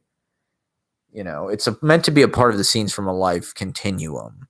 It's meant to be, this is my life. I did mention this, my period piece from 2008. Because this is kind of what was going on. But my friend, in a few years ago, I was talking to a couple of my poet friends about doing it with them. We went to this bar near Port Authority in New York, under like the fucking bridge or whatever, for the buses, the tubes for the buses. It's a really great bar near like 8th Avenue or something. 40th Street, somewhere around there. Maybe it was like 10th Avenue. Kind of an old school loungy type place. Dive bar. Kind of like the Tip Top in Crown Heights or Bed-Stuy or whatever. But we met to sort of discuss doing a film version. And so my friend texted me the other day. He's interested in doing it now. So, maybe we'll shoot it in New York. It might. I'd have to look at the script again because it was written in 2009. And literally, I haven't hardly changed it at all. I wrote it. I have these red moleskin graph paper notebooks at my dad's house that I kept, I think in 2009, 2010, somewhere around then. And I literally like wrote these fucking scenes like based on like literally the next day. So they weren't all transcriptions. There's certain dialogue and things that I wedged in that like, I don't know. If the crime of this movie is it should have been made in 2010, really. I should have made it in my apartment on Denison, but I didn't have any confidence in my material and I didn't know what was good. And I was just too worried about logistics and things. This script would have been really ahead of its time because it's really about toxic masculinity in a way. And just kind of like the viciousness of single life and hookup culture as told, not really sympathizing. It's called a field study of the American male because it is sort of this like fake documentary or docudrama about these guys that are kind of scumbags. They're not scumbags. They're not. They're just like the things they do are just kind of like drunk dialing and shit like that. It's just like this was shit that people did in 2008. I don't think that it's done anymore, but when I was in college and I was drinking a lot, there was definitely a lot of drunk dialing going on. Not necessarily on my part, but it was known to happen, sure. So this movie has a drunk dialing scene. I don't know. It's something that you could shoot very shoestring, DIY, guerrilla, Cassavetes. It's like that Two Sailors movie a little bit. But it's about the dialogue. It's about the conversational relationship between these two characters. It references Romer because it's kind of influenced by Romer, and that like that was one of the first things that gave me confidence to like really just put dialogue. But I didn't have enough script. I think I had about 40 or 50 pages of script, 30 or 40 pages, 30, 40, 50 pages. And, it wasn't really a feature. It wasn't really a short, which, in 2010, it was like, okay, so what do I do with this? I'm just going to sit on this until I had another idea that I kind of wove into it that was a little bit more of like a fanciful, wistful twee kind of 500 Days of Summer-ish. It wasn't like that, but it was kind of like that. It was in that vein because that was the era. And I tried to kind of weave that in to make the script longer. But then in New York, I took a look at it again. So like I said, I should have, because it was really about Columbus. It was about High Street, at that time. And it's changed a lot, to be honest. I mean, it's kind of become more of that because that's what's weirdly been like the fuel of the short north, is like the nightlife and like the fact that you go out there, you go to all these different bars, you can hit all these different places, and like people are dressed up.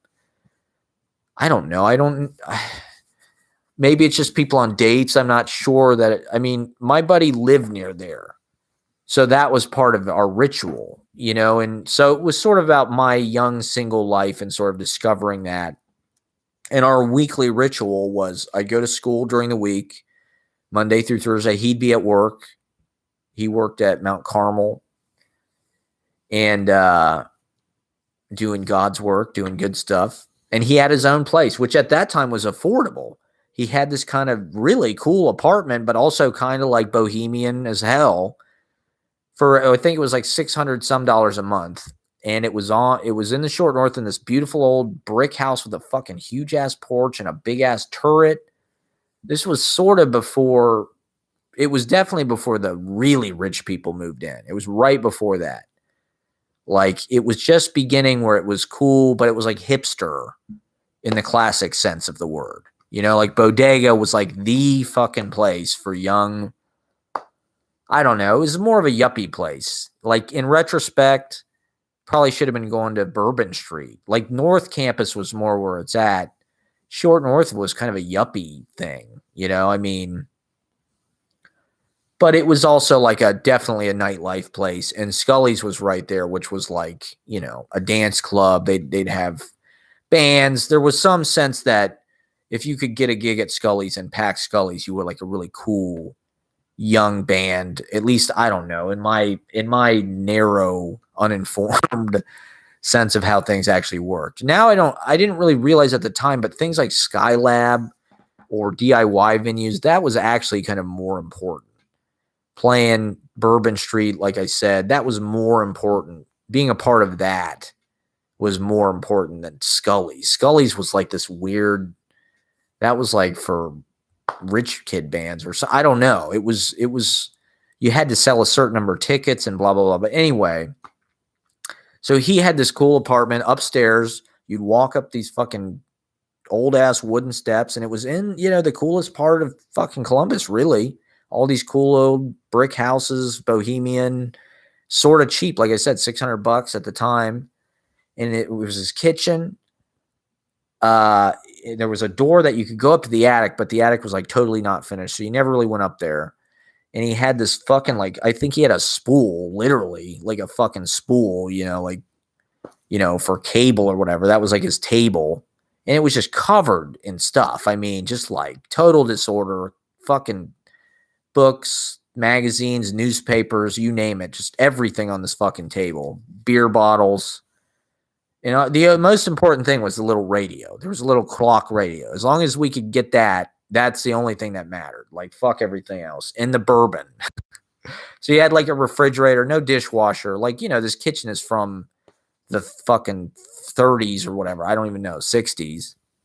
And then there was like sort of this like outdoor-ish porch room where like it was not really like furnished. It was kind of like painted thickly and like, I don't necessarily know that the heat was super great out there. It was sort of an indoor outdoor room. It was nice. There was a couch in there or whatever, but some nights it was nice to have another room, but it was kind of this, it was almost like a barn or, I don't know. There were no windows in it, I don't think. Sometimes I'd sleep on the floor in there. But it was nice to have another room, And then his room was pretty nice. He had a nice hardwood floor, a couple windows on each side. He could see out onto the street, He had a little TV, I think, sometimes. Duvet. The duvet was very important. That was a joke. We were sort of, I don't know, metros. We were kind of peacocks or something. We'd dress up. That's kind of what the script is about. How we would prepare for sort of the ritual of going out, trying to, I don't know, just trying to figure it out, trying to meet women, trying to be a part of social life, go out dancing. We'd usually end up dancing with each other. You're not with each other, but like, we'd end up dancing at Ladies' 80s, I didn't really know how to make it happen at that point, But we go over to his place Thursday night because that was Ladies' 80s. So my whole week, I'd be looking forward to this. I live at my goddamn mom's house in Grandview because I don't have to pay rent. I don't have to have a job. So I drive my car. I can crash at his place in the short north, park there, not worry about it, get wasted and crash there. And hopefully meet somebody or I don't know, something. Make out with somebody. That was my big goal. I like making out with people. I don't know. Is that fucked up to say? What's wrong? It's harmless. Well, I mean, not anymore, but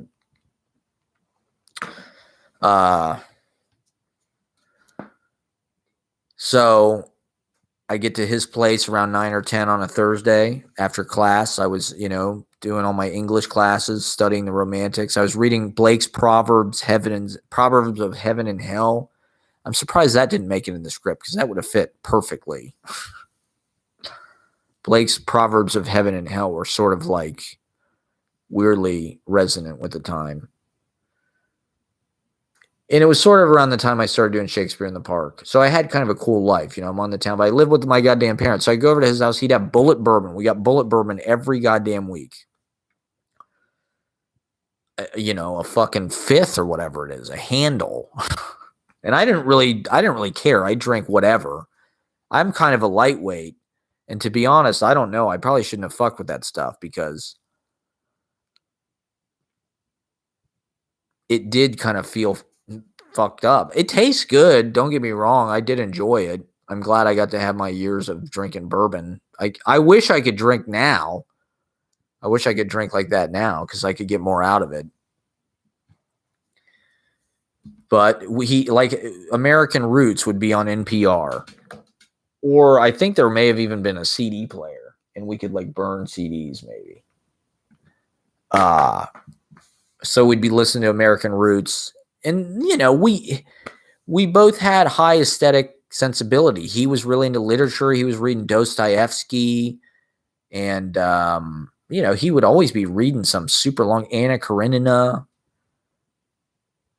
He was sort of an autodidact. He wasn't in college. I don't even know if he went to community college. But he wanted to be a writer. I wanted to be a writer. This was sort of like the MySpace years. He was a lot better with women, though. He was sort of a ladies' man in the true sense of the word. He was a real live ladies' man. It was incredible to watch because I was not. Anytime I would show up, the ladies would flee, really. Not flee, but I remember one night I didn't go out with him. I went out with my brother and whatever. And it was one of the few nights I didn't go out with him because I was always trying to go out with him and just meet people. And I went out with my brother and I touched base with him around 1 or real late. And he was like, yeah, come over. We're having a party, which never happened. We're having a party at my house. And so I'm like, Jack, yeah, you want to go over there? So we went over and there's all these fucking girls. One of my friends from high school, they're all having a great time. And I'm like, oh, wow. So this is how life would be without me. If this guy didn't, my vibe is so bad and so negative. This is what happens when I'm not around is literally all these beautiful people are hanging out at his house, drinking. It's the after party. We would always joke about the after party. Where's the after party? The after party was always me and him.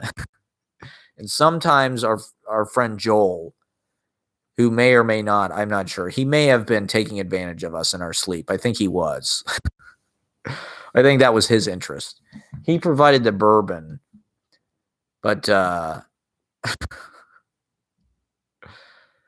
was always like wondering why he wanted to hang out with us. It's like, oh, okay, because I would have these weird, because we were so drunk and you'd be hungover, you'd be sort of fading in and out of consciousness. I'd have these weird kind of visions of like my belt being undone or something.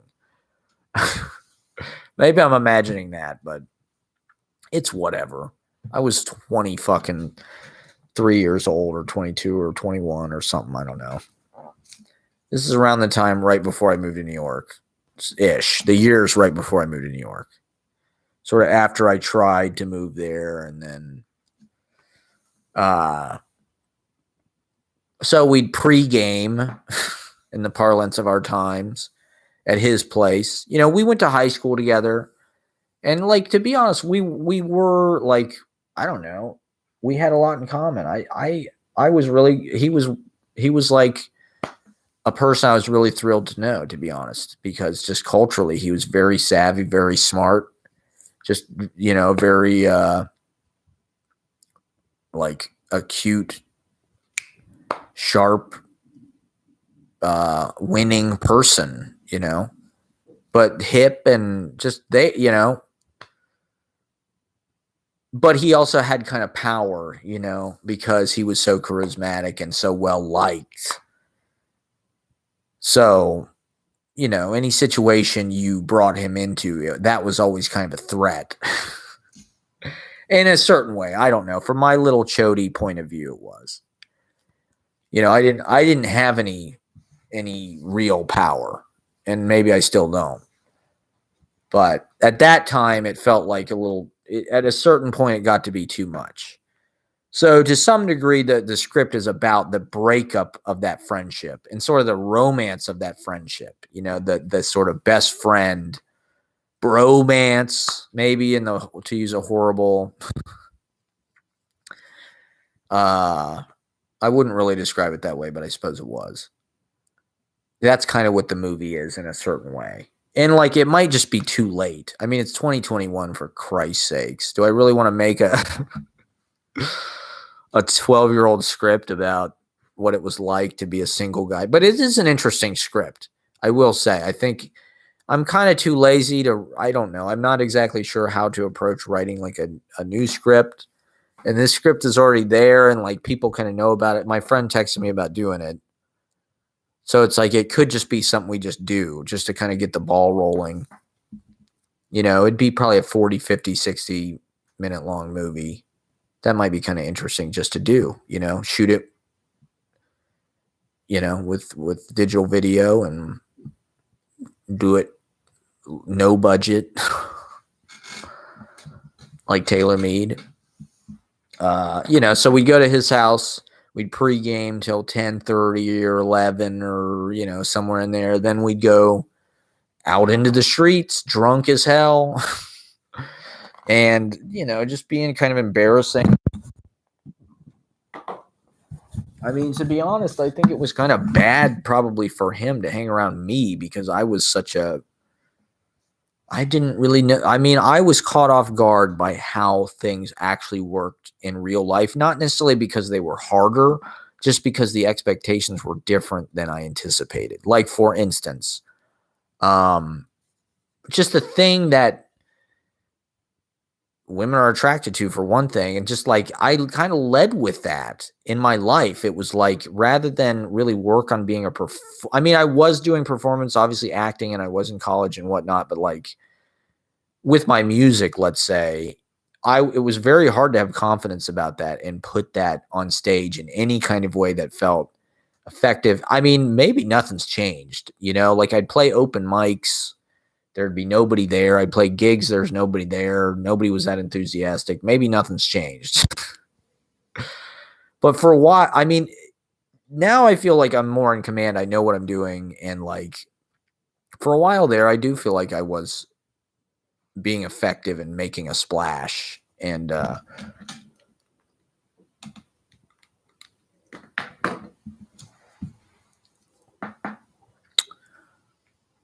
I got overwhelmed by other people's judgment, and I couldn't get my head above water outside of like my family or my friend group from high school, to the point that like I could I could establish my own way of doing things or believe in myself. It was like they didn't really believe in me. My powers or my talents didn't really jive and like lead them where I wanted to go. And my natural interests and tendencies are just different, I guess. I don't know. It's a tale I keep repeating, but it just became, I don't know. I mean, especially it became a small group of people in this town, and like I was suddenly already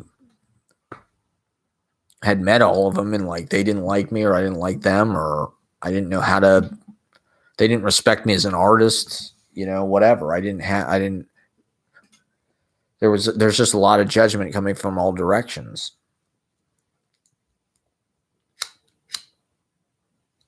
Plus the yearning to be in New York, and I think there was like a sort of a dress rehearsal for New York, this big city life, living in the short north, living near Goodale Park, near all those tall buildings in this kind of metropolitan. That was like a dress rehearsal for New York, and getting sort of ready for that and seeing that I could do it and seeing I like that. I like urban metropolitan living and walking and blah, blah, blah. So we'd go to Bodega, and he was well liked. That's what kind of this movie is about. This movie is really just scenes from that life.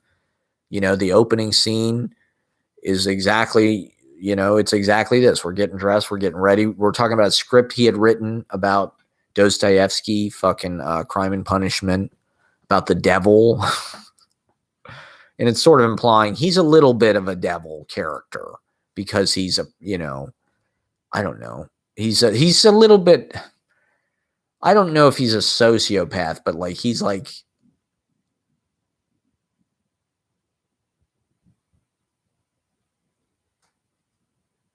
I don't know. We're all narcissists. Who knows? Everybody's a threat. I don't have the most, part of it, I guess, is just I don't have the most healthy relationship with my friends, I think. I break up with people a lot. I cut people out of my life a lot. I don't know if that's normal, but for me, I kind of rotate friend groups every couple years, I'd say. With the Slooge people, I was kind of friends with them from, various groups for 2 or 3 years. And then I, moved into my other world with my ex and blah, blah, blah. And now I'm moving into something else again.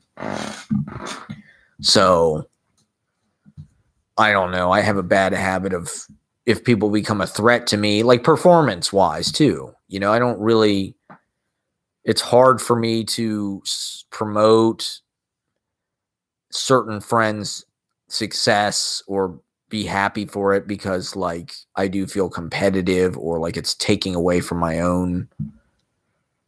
I mean, I'm 36, so it's getting more and more pathetic and petty to do that, but I'm getting better about it. But the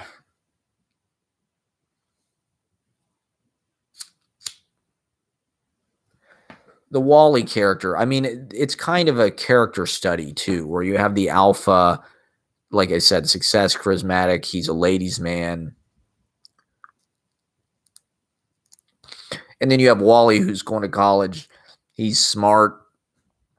He considers himself more of an intellectual, and he kind of uses that as his excuse. He's too smart for these people, and the game is unfair and the rules are stupid because it's all about women just go for dumb alpha guys or whatever. So he uses that against the other character. For something that I wrote like when I was like 24 or something, it's a pretty good. What's important about it, or what's good about it, is it's just like this character sketch. It's like real life. There is a plot, but it's not some ridiculous like okay, we need to take these characters and like put them into some kind of life or death situation, like, and then they rob a bank, or then they uh go on the run, or even Bottle Rockets like that. It's like you have to put them in some kind of larger than life circumstances. This was really just like this was what, and to go back to my other point is I think I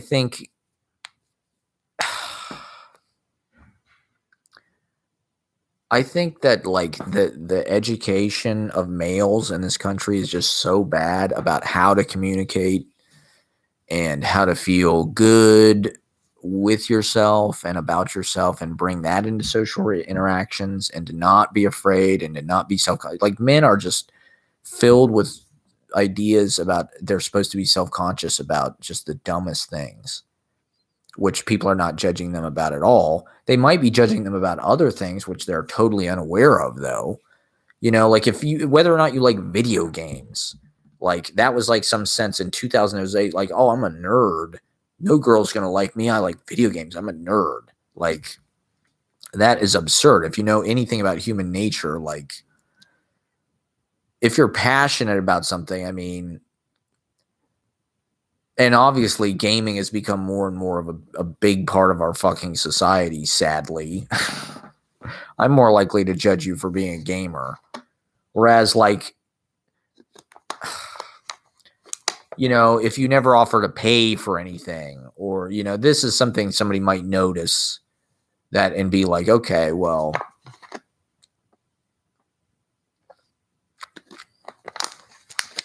if you don't get them anything for, shit like that. Anyway, the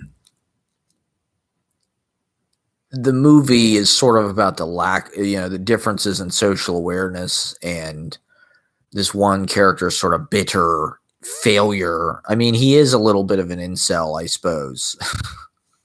And it's not about sympathizing with those people. Like, I don't know. That's what I wonder about this script now. It's like, I don't think it's permissible even, let alone fashionable, to like make some kind of super offensive, risky, dangerous, like you're crossing lines, like fucking Last Tango in Paris or something. Like, ooh, this movie's like super, like, kind of crossing boundaries. It's kind of it's arty.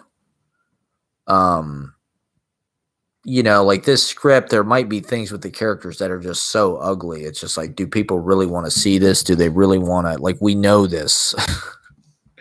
We already know that, like I said, if this script would have been made in 2010, it would have been ahead of the curve by probably about 5 or 6 years. Whereas now it's kind of 5 or 6 years behind, where it's like, yeah, we know this. We know guys are pieces of shit. We don't want to watch a movie about it. Like, how are you going to fix yourself? So I don't know. The script was, I guess it wasn't really transcriptions, because it is kind of compressed and stylized. It's based on real stuff, and it's sort of modeled on that. But it's not like I transcribed the fucking dialogue. There was certain things that I probably wanted to say in the movie that I put in the movie that maybe I had even said in conversation, but like, it was not like I had tape recorded the conversation or something. But even with that, I wasn't sure about naturalism. I wasn't sure how to put that in the movie, or if that was acceptable. That was, I think, before even mumblecore, or like probably before I knew about mumblecore. I'm not sure when I discovered mumblecore, but I'm pretty sure it was probably after I moved to New York. Like Mutual Appreciation, that was probably one of the first and only. I haven't seen that many mumblecore movies, honestly. I think I saw Hannah Take the Stairs, kind of, but I don't remember. What I was doing felt like super unpermissible, because it wasn't some genre thing.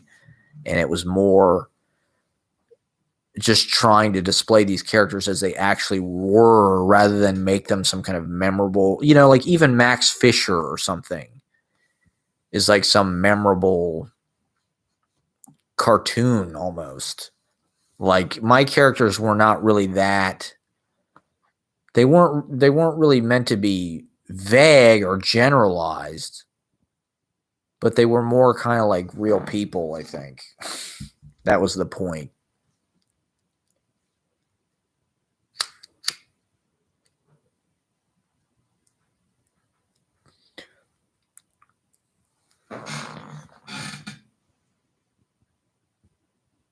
But I wish I would have had somebody or something that would have just given me the confidence to just follow that. I should have just taken that script and been like, look, this is enough. I've got these 40 pages.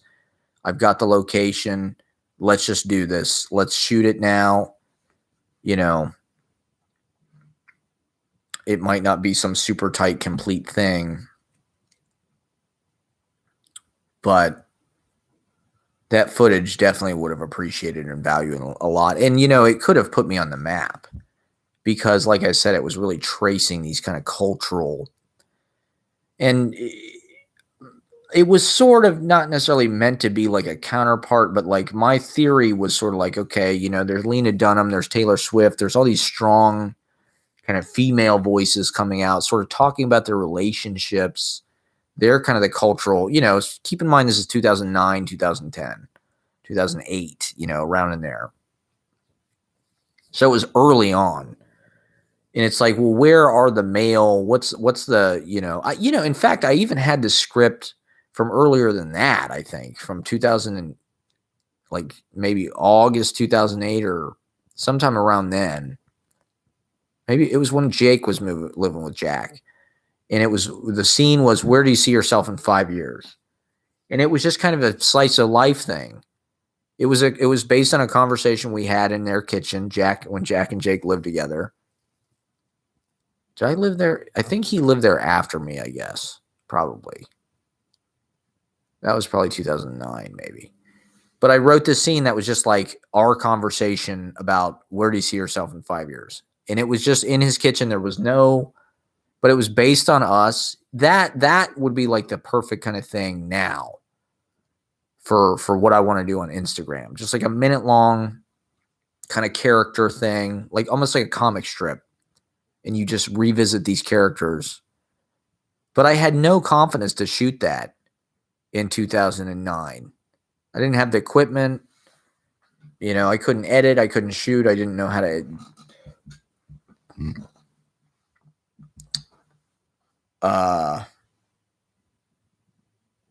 But like I said, I wish I would have had more confidence in that kind of stuff. So yeah, part of Lena Dunham's thing was like showing all these kind of hookups and kind of showing the kind of ugliness of that. And I don't know that I was necessarily following her because I'm not sure if she had really come out yet. Tiny Furniture. I remember reading an article in the New Yorker about her that had maybe discussed Tiny Furniture, but I don't think I saw Tiny Furniture until I moved to New York. I'm not sure. I may have seen it at that place on Denison. I may have gotten it from Netflix. A DVD in the mail. A red envelope.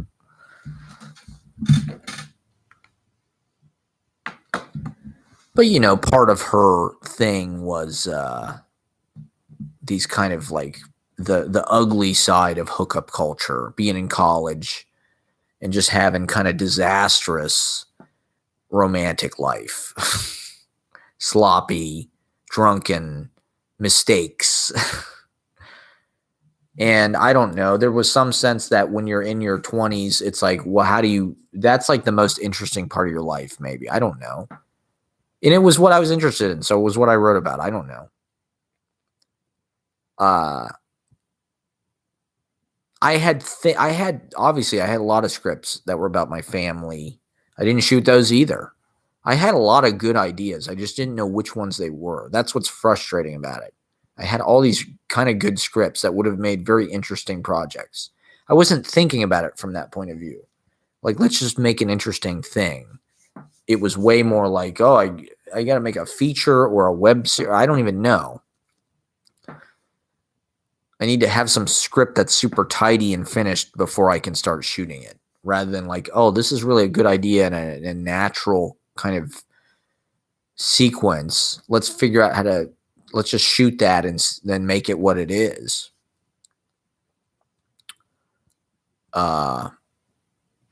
So there was some element of that. I mean, this script doesn't have any hookup really stuff hardly at all.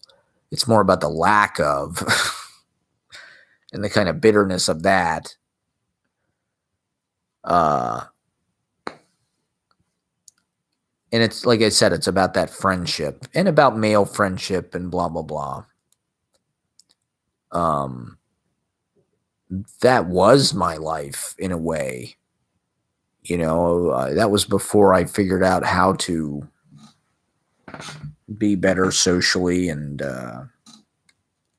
I was very unfulfilled person and a frustrated person because I still lived in Columbus and was still being measured by, I didn't feel the worst part is I didn't feel exceptional here. So it wasn't like I was acknowledged as some kind of like super profound, strong artist that was too big for the town. It was just like I was a failure here. So I thought, well, these people just don't know anything. They're all a bunch of fucking hicks. They don't have any sensibility. And I still think that. That's still the struggle that I'm in here.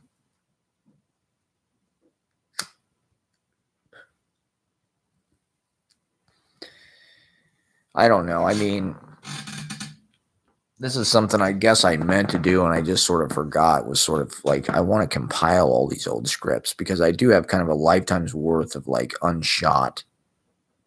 And it's kind of too late now. Maybe in heaven, these scripts will exist and how they were originally intended. Like the scripts that I wrote in high school, I should have shot them in high school. And this script, I should have shot it in 2009 when I had an apartment and I could have totally done it.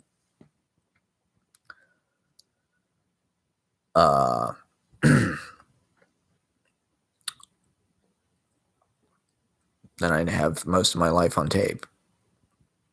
So then, we'd go to Bodega and we do a lap. That was one of the jokes in the script is we do a lap. And I'm sure everybody does this. You see, it's not that funny anymore. I think this, although I don't know. I don't find any of the Hollywood portrayals of like nightlife. They're never accurate because they're always on some soundstage or like the lighting's not right or the actors aren't right. The dialogue always feels very like stunted and not cool or natural or casual or anything like a bar is.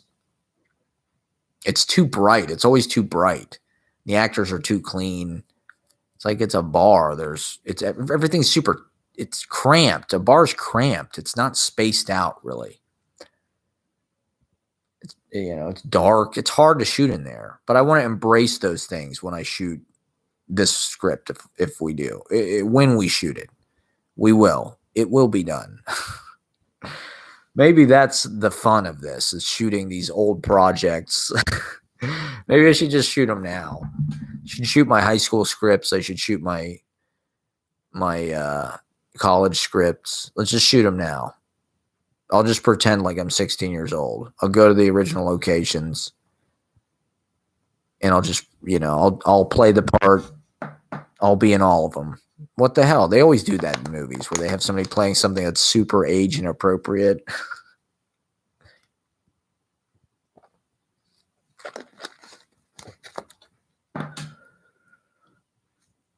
It's funny.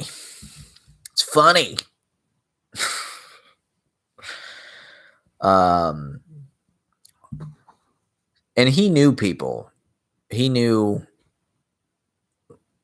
He smoked too, so he'd be out on this patio smoking, and he was just, I don't know, he was good at it. He was always talking to hot chicks, and I would always just be kind of standing there I don't know. I would always be thankful and lucky if I could like find a conversation to be in, you know. I didn't have any social skills really that much. I couldn't keep up. I mean, I could, like, I think that was part of it, is we were good partners, wingman, I guess.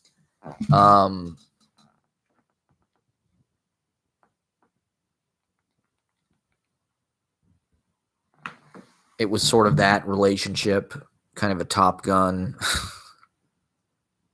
preening, kind of handsome dudes. You know, we were male bimbos. We were mimbos, or trying to be.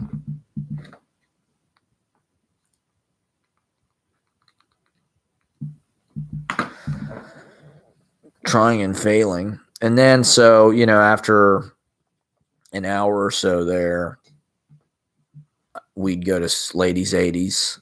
Ladies get in free. There'd be a line out front. The hot dog cart be out there making, you know, gyros and hot dogs and onion kind of shit on a grill. And everybody'd be in their best 80s wear. It was kind of Forever 21 era. That was like the cool. That was kind of pre-Zara, pre-H&M a little bit. Like I said, American Apparel. This was around when Tim and Eric was kind of like the coolest, edgiest thing going on, maybe. At least on fucking cable.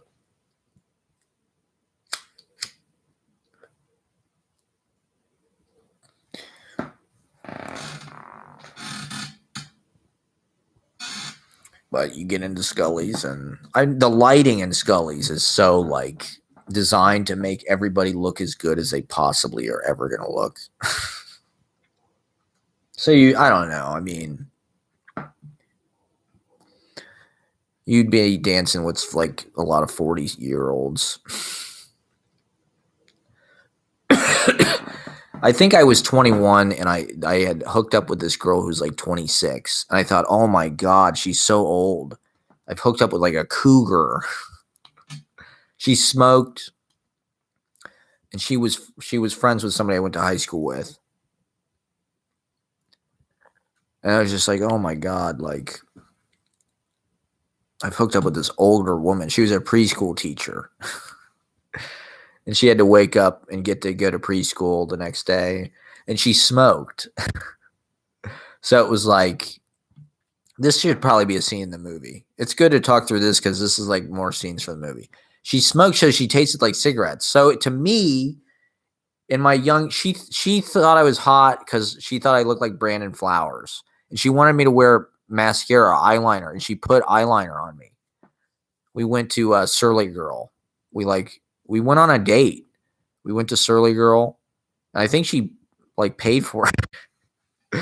Because like I said, it was like, the way it was characterized in my mind at the time was like, she's a cougar. She's 26. I'm 21. I think she definitely was nowhere near 30.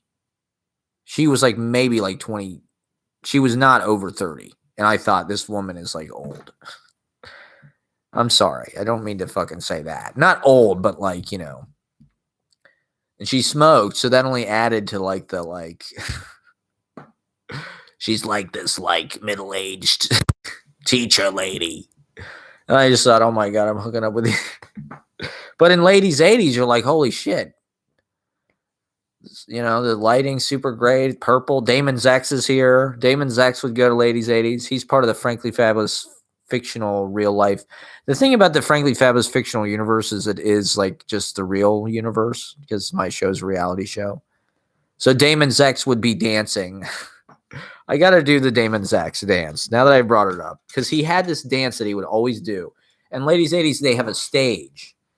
And so you know, you could either dance on the dance floor, but I was an exhibitionist. So of course I'm going to get on the fucking stage and they've got a rail and then they have a fucking wooden plank that's even higher than that, these boxes. And I'd get on that. So I'd be up against the back wall higher than anybody dancing to, you know, Ladies 80s shit. more fucking Brian Ferry or whatever. And so Damon Zax, you know, can we get some good 80s music, Paul? Can we get some ladies 80s music, Paul? You know, think about dun dun dun every time so this was his dance. He'd come in, and he's not that tall, you know, he's like 5'4", like most famous people. And he always wears a black, you know, muscle shirt, wife beater, I guess, you know, for lack of a better word. You know, because he's an exercise guy. He wears black jeans, knee length. I don't know if they're cutouts. I think they're just knee length jeans and army boots with black socks. Every fucking time you ever see him, he's wearing this exact outfit. Eyeliner. He looks like Robert Downey Jr., but like kind of ripped. Not ripped, but he's jacked. He's jacked. If Robert Downey Jr. was 5'4" and jacked and goth. And so he'd be holding onto the rail and he's doing his Damon Zax dance, which is this. He just throws his knees up into the air and he kind of holds his hand up. This is what he does. Every time I see you. Dun, dun, dun, dun, dun, dun, dun, dun, dun, dun, dun. Oh, yeah, so I wanted to talk about Giorgio Moroder. That's another part of Ladies 80s. So that's the Damon Zax Ladies 80s dance.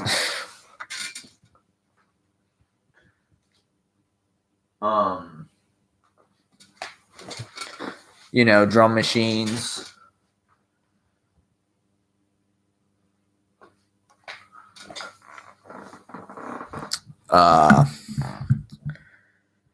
New Order. New Order is one of my favorite bands. Oh, I love fucking New Order. I love goddamn Ladies 80s, man. So you know, they can sync everything. They sync the drums, they sync the synths, they sync it all, and it's just like this super like dun dun dun. And he's right. Eno was right. Lo and behold, you know, I mean, Giorgio Moroder had tons and tons. He did movie music. He said he considered his finest work to be "Take My Breath Away."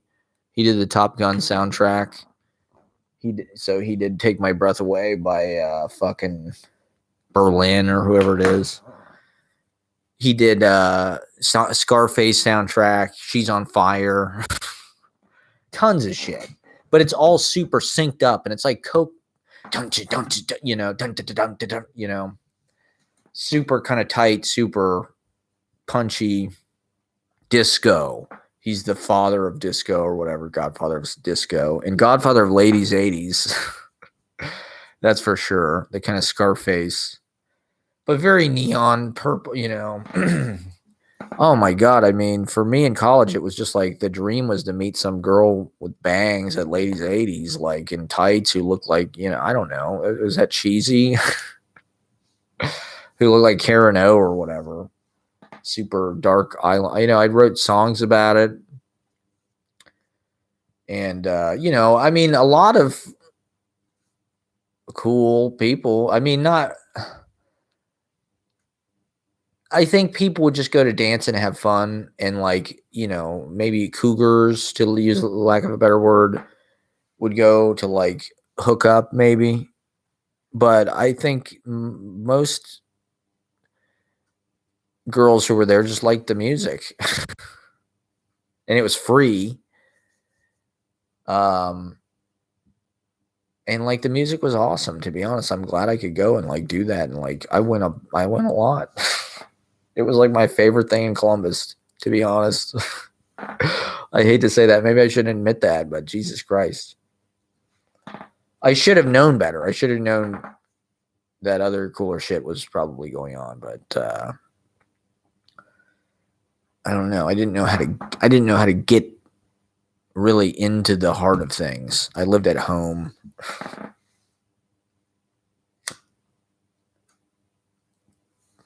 So I'd end up dancing the Ladies 80s, dancing the 80s, fucking, you know, bow down before the one. And then over the years, it gradually turned into like 90s. I don't even know what they play now. I think it's like Millennium dance hits.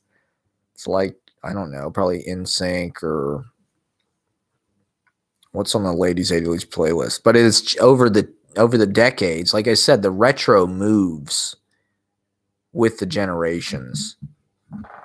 It's almost like a biological thing, I think. Because it happens, it seems like, at the same point in everybody's life. Like tons of the 2000s culture was 80s. Even Tim and Eric, to be honest. Tim and Eric just kind of rips 80s, 90s video, talk show, cable, lo-fi broadcast standards, like, and just kind of pukes them out in these epileptic kind of spasms of what they are, which is like really unhealthy mental garbage. But that was a nostalgia for our youth. I think my brother said that the other day. He's been in it for a long time. The arcade thing is completely like we were born in the 80s. Should write a song called that, like Sting, The Police. They have Born in the 50s. We were born in the 80s. Born. Is it too late? I feel like the 80s generation, we missed it's like, wait a minute, hold on. Now we're ready to lead the culture, but it's too late. The Zoomers are already here. Fuck. God damn it. They took our slot. That's what always happens. We missed our slot and somebody else took it. Fuck. Because I didn't make this movie. If I would have made a field study of the American male in 2010, people would have said, oh my God, this guy, look at this authentic, truthful portrayal of the horrors of what's going on with men in this generation, the way they think and how highly sexualized they are, and just like how they torture themselves and objectify women. And I don't know. I mean, that's not really what it's about. It's like the one character is frustrated because his friend is able to have these intellectual connections with women. All this guy wants is to be able to talk to women about books. Really, like he is to his friend. They talk about literature and he kind of doesn't want to he kind of dismisses it. He'd rather talk to, but if he could find a girl who's like a poet, holy shit. I think one of the characters in the movie is a poet. The girl's like a poet character. So it's like, oh my God. And he misses. He tries to connect with her. He asks her about Yeats. And he whiffs big time. But the other character, his friend, is able to do that. I remember one time seeing my friend, some girl leaning out of a cab or something, drunk, saying something about, oh, you're the boy. We were talking about Dostoevsky. We were talking about Brothers Karamazov. It's like, you motherfucker. How did you do that? Why can't I do that? And then I moved to New York. I was able to kind of get out of my system. I wasn't so self-conscious about it. People are just generally more intellectual there. Here, I was so frustrated because I'm surrounded by Buckeyes. And so there's a very small pool of, people that are culturally oriented towards the fine arts, shall we say. And those that are, I mean, even their aesthetic is a lot different because they are sloppy Pizza the Hut pizza monsters. They all want RoboCop, Joe Dante, two idiots from Hollywood, heavy metal, 80s movie trivia. Not to shit on that. Like, I like that stuff too, We were born in that shit. We were raised in that shit. Like, I've seen Total Recall. I've seen Big Trouble in Little China. These are classics. Get Shorty. Fuck you, fuckball. Karate Kid, of course. I've seen Karate Kid Part 2. Whatever. The one where he gets the bonsai. That was a vivid scene. I had little Karate Kid toys when I was a kid, okay? I've lived it. I've breathed it. I've experienced it. It's toxic. It's poison.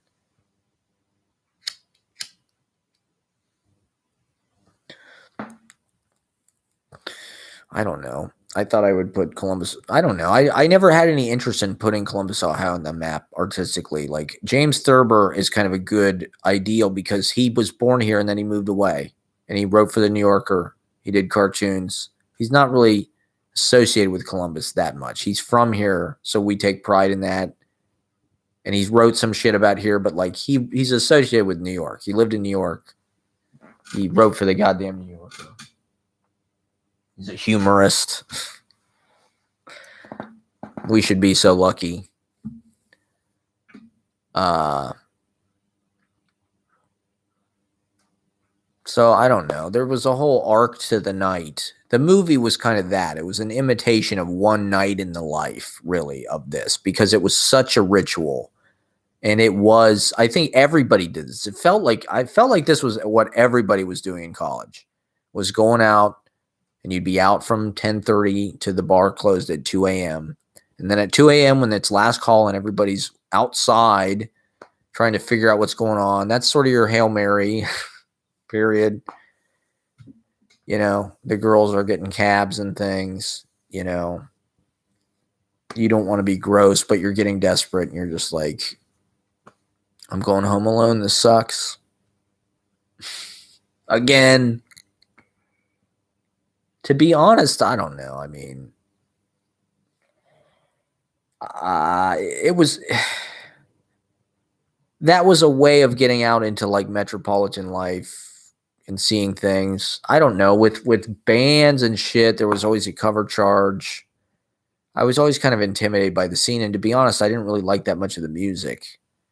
The big thing around here was this band Saint Seneca, which was like this kind of hipster, like bluegrass. Like the dude's got like a fucking banjo and like fucked up hair and shit. Kind of like a Bon Iver, maybe. I don't know. Or at the time, I don't know. There was shit gaze. To be honest, I should have just got really into shit gaze. I was never that fucked up, though. I mean, those people like really were fucked up on drugs. Like, the dude would really fuck his haircut up and shit. But we played with psychedelic horseshit a number of times. And like, to be honest, I don't know. I do admire shit gaze. I think there's certain things about shit gaze that are culturally useful that more people should adopt. I think it is kind of punk music and rock music and garage music. Rock and roll. You can rock and roll. But yeah, I just really wanted to get out of here. Every once in a while you'd meet people from New York. There were a couple girls that I had brief interactions with that were native New Yorkers who came to Columbus like for college because it was cheap and you get paid to go to college here basically because it's such a horrible place to live. They have to bribe you. Only somehow now it's expensive, you know? So this neighborhood, it was really about that neighborhood in that time in a certain sense. If I would have known these things, not necessarily because of the changes that have happened, but just because like it was a part of the motif of the film, you know, that bohemian landscape, the way that my friend lived in the kind of rooftops of that neighborhood, the streetscape, you know, the milieu, the cast of characters. You know, that was before I started doing video. I was working as a goddamn busboy. A lot of times I'd go to his place after I'd get off work at the restaurant. That sucked. That was before I was even a waiter. I'd go over in my work clothes, you know, all black, buttoned down, smelling like food, smelling like a goddamn kitchen, like a fryer. My hair all gelled up. I kind of look like Robert Pattinson when Twilight came in. That was like very good for me because suddenly girls looked at me and thought, oh, he kind of looks like Robert Pattinson. a few people commented on that. This British girl, oh, he looked like Robert Pattinson. So that helped me out. You know, that's how stupid life works. Because that shit matter. Like, if somebody comes up in the culture like fucking and you look like them, all of a sudden you're like Ryan Gosling. He became the hot guy. So guys who looked like him became very in. But when Robert Pattinson was hot, because he's actually hot, he's a good looking guy. And I kind of look like him. My hair was mussed up like his. I think I was better looking. To be honest. I think I really could have been a movie star probably. I way underestimated myself. That's the moral of the story here, kids. Never ever underestimate yourself, even when you're surrounded by morons who are constantly digging at your confidence. Follow through with your ideas. Trust in them, develop them. I mean, it was wrong for me not to get my own living space. If I would have had my own living space, I would have had time to maybe like trust and inhabit my own ideas and see them work. I was so surrounded by my family and surrounded by, like I said, everybody I went to high school with, everybody I went to college with. Just a bunch of hicks. I mean, I met some cool people. I knew some cool people. We did some cool stuff, but almost across the board, I can't say that I don't think I ever met anybody, to be fair, that would have given me permission artistically to do what I'm able to do now. I don't think so. Maybe if I would have gotten more involved in like art school. I mean, this is constantly like a regret of mine is like I should have been involved. I should have gone to Fort Hayes and done one of those programs where like half the day you're like in an art school where you can literally just do whatever the fuck you want. Like look at the bands of the 60s. Any of those British bands, they all went to fucking art school. The Beatles went to art school. McCartney went to art school. Lennon went to art school. Stuart Sutcliffe went to art school. The Kinks went to art school. The Who went to art school. Like, even beyond that, I don't even think it's just the bands. Just a lot of good artists, surprise, surprise, went to art school because, like, that's generally the place. I mean, particularly in New York avant-garde, where you get permission to do what you actually want to do rather than having to make product. The sense is, what can you sell it? Are people watching it? Are you getting views? Are people paying for it? People like it. Are they liking it? Are you getting likes? Are you getting shares? I mean, what about art for art's sake? Not even that. Art to make good art. I don't know. To try and get better, to try and develop your way of doing things. You know, it seems to me like art school kind of suggests assignments or approaches, what other people have done. But if you make something that works, it works. And everybody knows it. Like, you're kind of encouraged to follow, you're encouraged to follow the materials that work for you. You know, it's not everything is 35 millimeter and HD and all that. It's like in art world, it's like if you work with fucking shit you found on the street, that works for you. Or whatever, watercolor. If you work with fucking magic markers and can make that work, I don't know.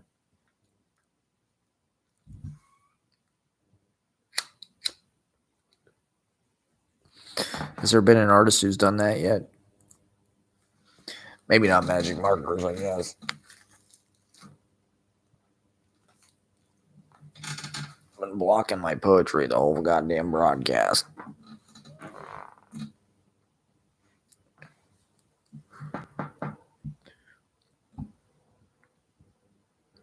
I at this point I was like an English student.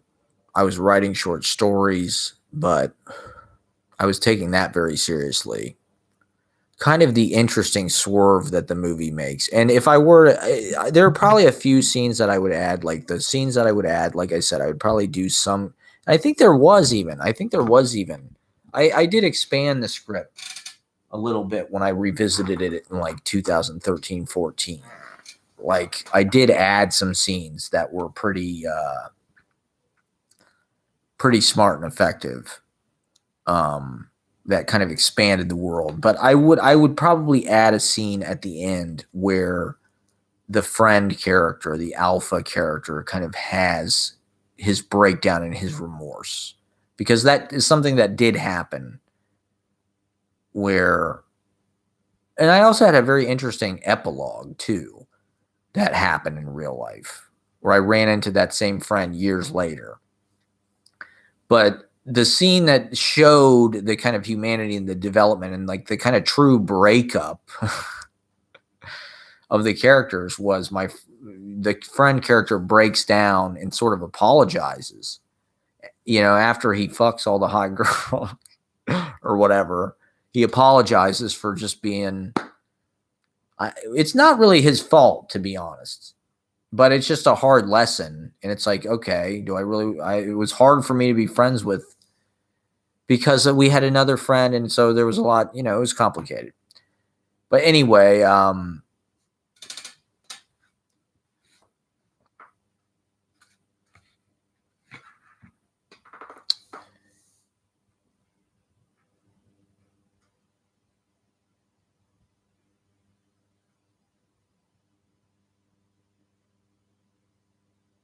it's weird. It's so weird. Yeah, there was a scene where he broke down and kind of apologized, and kind of but then the one character is cold about it. That's his chance to sort of emotionally hurt and do what women do to him, to this guy. Because it's weird because he cares so much about women, the women care so much about his friend, and his friend cares so much about him. That's the weird kind of interesting dynamic kind of emotionally of it. And so, his friend is really hurt to see the relationship end, And I think he blames himself in a way that I don't know. It was so interesting. I just remembered there was this girl that lived downstairs from him who we had hung out with a few times. And I don't know, every once in a while, there'd be a girl that liked me more. It didn't happen. It happened sometimes, not as often, but every once in a while there'd be a girl that liked me more. We just kind of hit it off. And so this girl, she was cool. She was she was very cosmopolitan. I remember she was very well traveled, but she lived downstairs by herself. I think she was a grad student. Like at that time, it was pretty cheap. She had this fucking bohemian dope ass apartment, huge porch, this beautiful old house for $600 a month or something. Lived by herself in the cool neighborhood, walkable, right near campus. That's not possible anymore. Those places are probably 1,500 or so. I don't know, 1,200, 1,000. I don't know, something like that. But we had some kind of literary thing in common. I don't remember what it was we were talking about, but we had smart intellectual conversation. She was very smart. And I don't remember what exactly happened. He may have hooked up with her. I don't remember. She may have had a boyfriend. It was just one thing after another. But years later, when I moved to New York, I was working in that fucking restaurant in Midtown on 48th Street, the sushi restaurant, and I'm waiting tables. And I don't know if she came to my section. I think I waited on her in this fucking restaurant on 48th Street. She had moved there, I think, to move there, and she was working somewhere in Midtown. And I don't think that we didn't there was no acknowledgement. I don't think I remembered where I recognized her from. It was like one of those things where it was like, I thought I recognized her, but I wasn't sure. And sure enough, she lived in New York. I saw from Facebook because I think we're Facebook friends. And she had a kid a few years ago, and she's married, and life goes on. But speaking of which, a few years ago, I think it was 2013 or 2014, I had kind of an interesting, and I think I've talked about this,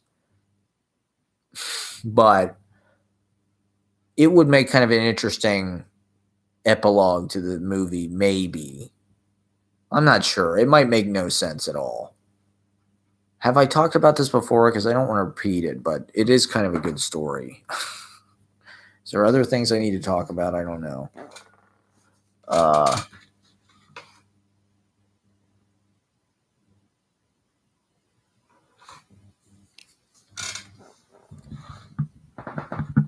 I think it's been worth it to revisit the 80s of the 2000s, the Bush era 80s. It makes sense because it was kind of a Reagan-esque time. War and fear and terrorism and Rambo type. And like I said, that was our youth. So that's a layer to the movie, I'd say. And it also was sort of pre-smartphone. There were cell phones, but there weren't smartphones. So the way people used cell phones was different. That's another part of the movie. Like I said, drunk dialing, texting was different. There was no screens really the same way, like everywhere.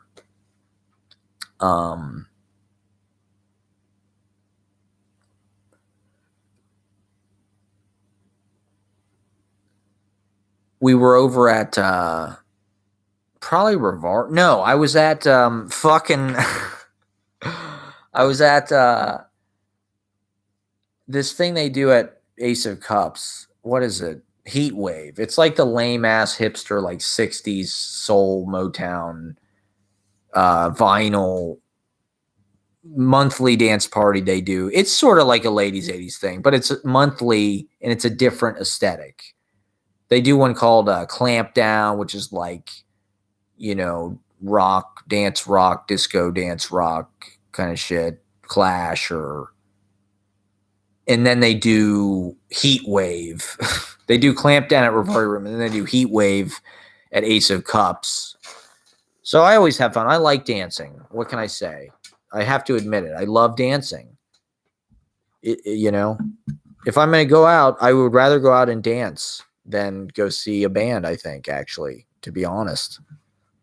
Like, I don't know. There's not that bands that I get excited about seeing, I don't think. I'd rather go dance because it's about me. The audience becomes the show. That's what my dad said about disco. They put the audience on stage. That was disco. So, yeah, I'm a post-disco. Forget post-punk. I'm post-disco.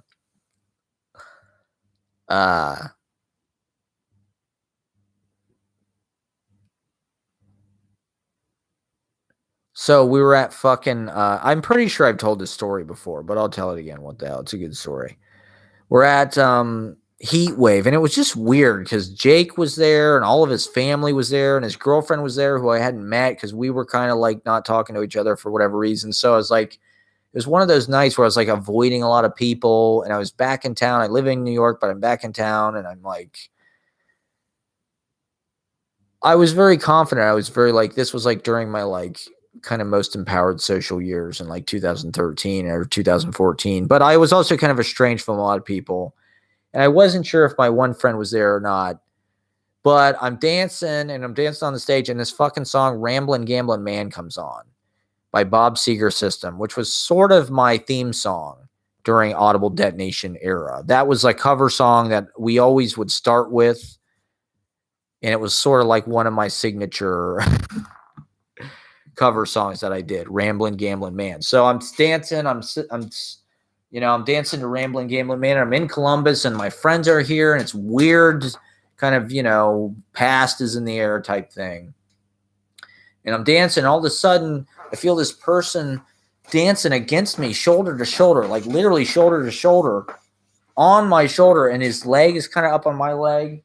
and I'm kind of dancing, and I kind of look over, and I see this guy doing this. I look over, I know it's my goddamn friend who I wrote this movie scenes about. And it's just so weird that he would start, what a weird coincidence that he would start dancing with me during this song.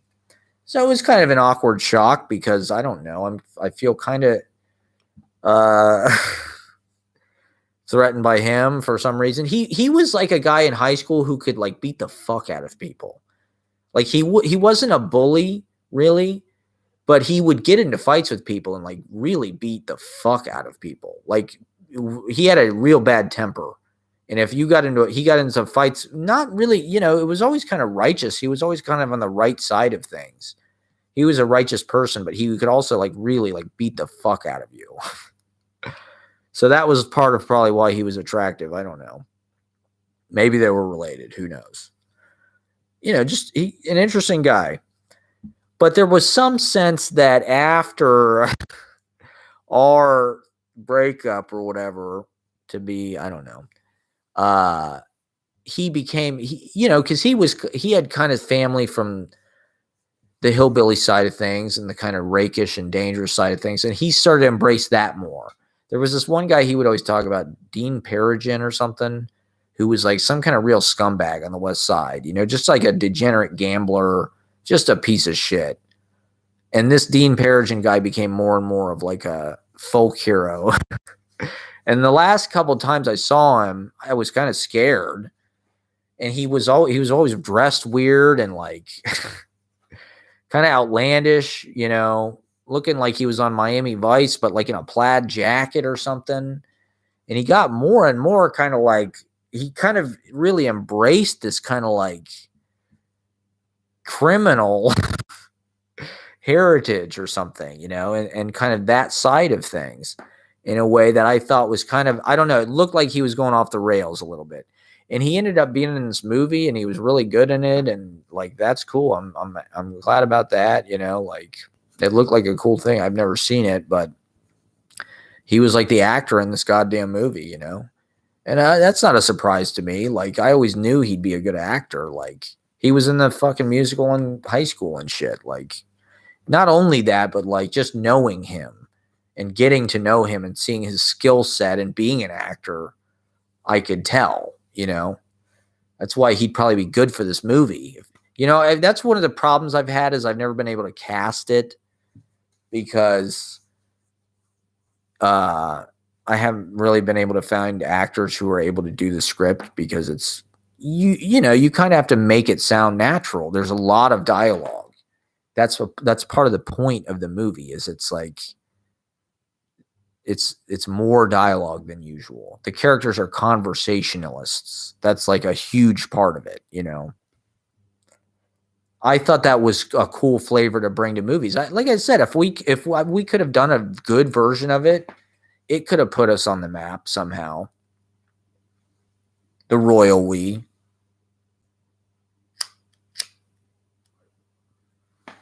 But it's been in development hell. What can I say? Studio limbo. So I don't know. The whole neighborhood over there has changed completely. Although it's even more of like a scumbag nightlife neighborhood, but it's way more like broad kind of. It's a different, to some extent, it's a different crowd. It's more mainstream or like yuppie suburban, like Dublin people and things.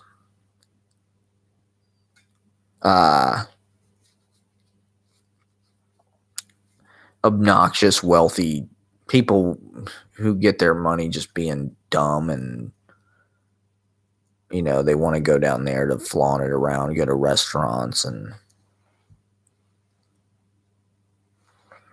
have expensive cars and shit.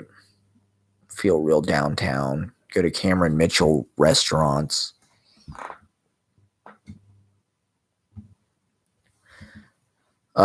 This guy was the In the Know host. I wanted to talk about that. But anyway, so so he starts dancing up next to me during Rambling Gambling Man, and we start talking, whatever. And so I don't know. I didn't know where he was at, but I wrote it down in my diary. And it actually was the diary entry, one of the diary entries I had, that when I read it, I was like, this is an instance of life being like so much more interesting than, like, I want to get the interesting detail of life into my movie, into my poetry, into my work, because life is kind of the detail. So the whole night of this, I wrote it down. We meet up and just like whatever, I just embraced it. And we met up with Jake. And so he lives near there. He lives right over here on Old and Tangy at the time. So we were going to go to his place after. So fucking, my friend is going to give me a ride. Somehow I end up in his car or it's his girlfriend's van. I think he was dating this girl who he met at North Market, or like she had some fucking booth or something at North Market where she sold some kind of organic, and she was like Swedish. She was like this 6 foot, like totally Swedish babe or something. Like, of course, this guy, he's the only guy in Columbus that could like set this up, He's just that kind of guy. But anyway, she, I think, was driving. They were both wasted. Like, totally, neither one of them should have been driving. He was definitely totally shit-faced. She may have been okay, but I think she was driving. But the car was just packed totally full of shit. So, like, I couldn't even put my feet down. Like, literally, I was in the back seat, and my feet were, like, on a box or something. And he's wasted. And he may have been driving, but it was literally like 2 blocks. So I wasn't that worried about it. It was not far. It was literally across the street. And so he's fucking with these tapes and the tape thing while he's driving and totally drunk. And it's like, he puts his Buddy Holly tape in. It just sounds totally warped and jacked. And like, he plays a little bit of that song and it's just like, it's all distorted and staticky, and like he's driving all fucked up and he's wasted. I'm just thinking, oh my God, this is like surreal. He pops out, he puts some classical tape in, that's playing, and it's all fucking warped and jacked. Then he hands me this fucking candy bar. I think it was what's the Mr. Good bar? Or I think it was it 100 grand? I've got it written in my diary. It was some fucking, like a Mr. Good bar, something really on the nose, Hungry Man or something. And it was broken in half.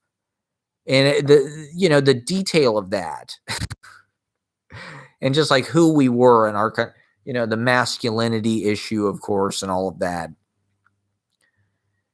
And I don't know. We had kind of an interesting experience later that night. We went to my friend's porch and blah, blah, blah. I think I've told the story before, but, I thought about framing the movie in that scene. Like, you'd start there in the van in this scene with like the radio and the music and just wasted and the candy bar and the boxes. And I was sober. Relative. I was high, but I wasn't that high. And like, I was just naturally confident at that point because I'd been doing a lot of social experiments. What's going on with this?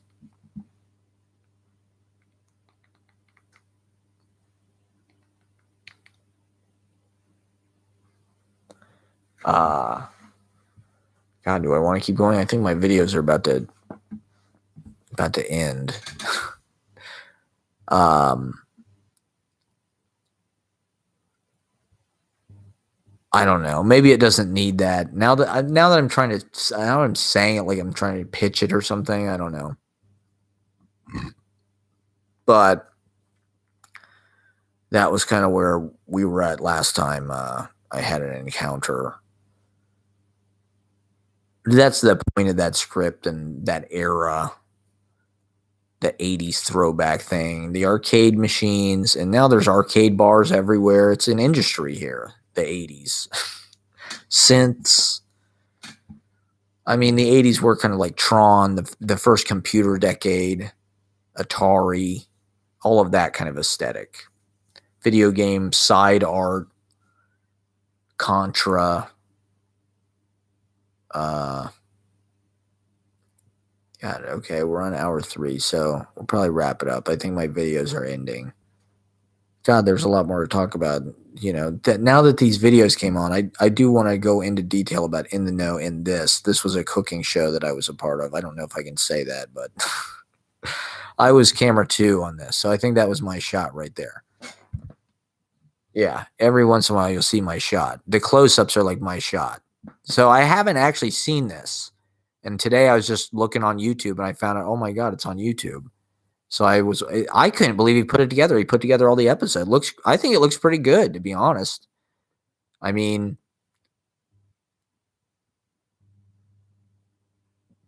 there are certain things maybe I would have done in post to like spruce it up a little bit, but like considering what we shot and the vibe on the set, like it looks like it turned out pretty good, honestly. It could have been not as good.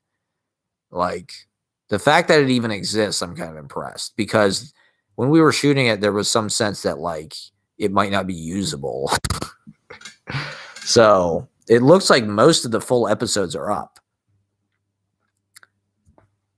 I mean, I'm sure it was no picnic editing it, but it looks pretty good to me, to be honest. I mean, it looks like it could be on the fucking Food Network almost. You know, if you fixed a few things in post, it wouldn't look that far off from like that could definitely be on TV some goddamn place. Like it could be better in certain ways. I don't know why the master shot is so bright and my shot is so dark. Like, couldn't they have punched up the exposure in post? Like, they were lighting for the master shot and they were doing everything for the master shot. But did I not have any latitude for the exposure? I don't know. Did I just shoot everything really under? The thing about those Blackmagic cameras is you're really supposed to have a lot of latitude in post to fix stuff. So I don't know. To be honest, they were not the right camera to use. We should have used something I was more familiar with. Although to be honest, it looks pretty good. It looks pretty silky. It's just the exposures. There's some focus issues on my part. But they could have cut around that, maybe. I don't know. I suppose they had to use what they had to use, but considering we did it all without doing any retakes or inserts or anything of any kind, it was all live. It looks pretty fucking good, you know? There was no, I mean, it's food. So, like, you got one shot at it, you know? Like, and once you do something, it's like,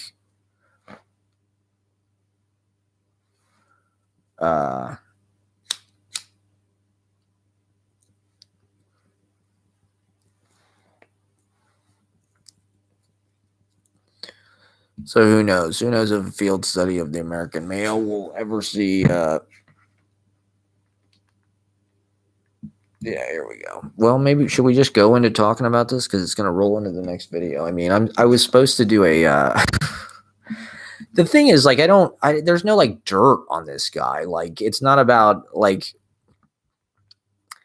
you know, to be honest, in retrospect, he's like Trump in that like the people that like in my experience, even though he was kind of a nightmare to work with, walking away from it, like I feel like he was like a nice person, you know, as weird as that sounds, like like he was kind of not that easy on set sometimes. And like I said, we just shot everything like live. There was no going back on anything and like and it was not easy to give him any kind of constructive criticism. So like things that maybe would have helped the video we couldn't be like, hold on a second, let's fix this, because it would be like, what's wrong? And then somebody get blamed for something. So it was like, you know, we just kind of had to just like keep our mouths shut and just shoot, you know. And so it wasn't, he was kind of a little bit too in control. But there were nice moments, and like he fed us really well. We got to eat all the food on this fucking show, and to be honest, it was fucking good stuff. Like I love being a part of it just to like learn about fucking cooking. Even though it was like an intense environment, and to be honest, money was really a stressful thing with me at that time. So I was worried that like uh I needed this job. I could not afford to lose it. But to be and we got paid a good amount, you know, I'd say for what we were doing and who we were. um like I didn't really have any responsibility that much equipment wise. I think I used my tripod. That was about it. I had a fluid head tripod. That was probably part of the reason why I got the job. But we used these Blackmagic cameras that I didn't have as much experience with because there was some sense that they were like more cinematic. But they're also a little bit harder because it's all touch screen and the lenses are not they're not as manual to some degree. Like you have to I don't know, it's just a different thing. It's more like a computer than a camera. The other DSLRs, like if you know how to use a Canon, you kind of, you know, it's just easier. But I don't know. You did get a different look with this than a Canon. You do get a little bit of a smoother, silkier thing, I think. Yeah, the warmth. His apartment was so great. I mean, it was so great to shoot in there. You know, like it looks so great, and the colors really do look great. You know, those kind of amber tones. Like it looks nice. Like, I mean, like I said, that would look good on probably Food Network or something. But for YouTube, I mean, if you were going to make a video to get views on YouTube about cooking, you'd probably go about it in a much different way. You'd probably have a lot more graphics or like pre-planning bullet points. Like this is much more like a traditional cooking thing where you're doing it live, you're running tape on it. Like this is like, I think he had done a lot of TV demonstrations where you're like cooking on a fucking news show or whatever, you know, Regis. So you're in studio and you're just running videotape on it. So that was kind of our approach.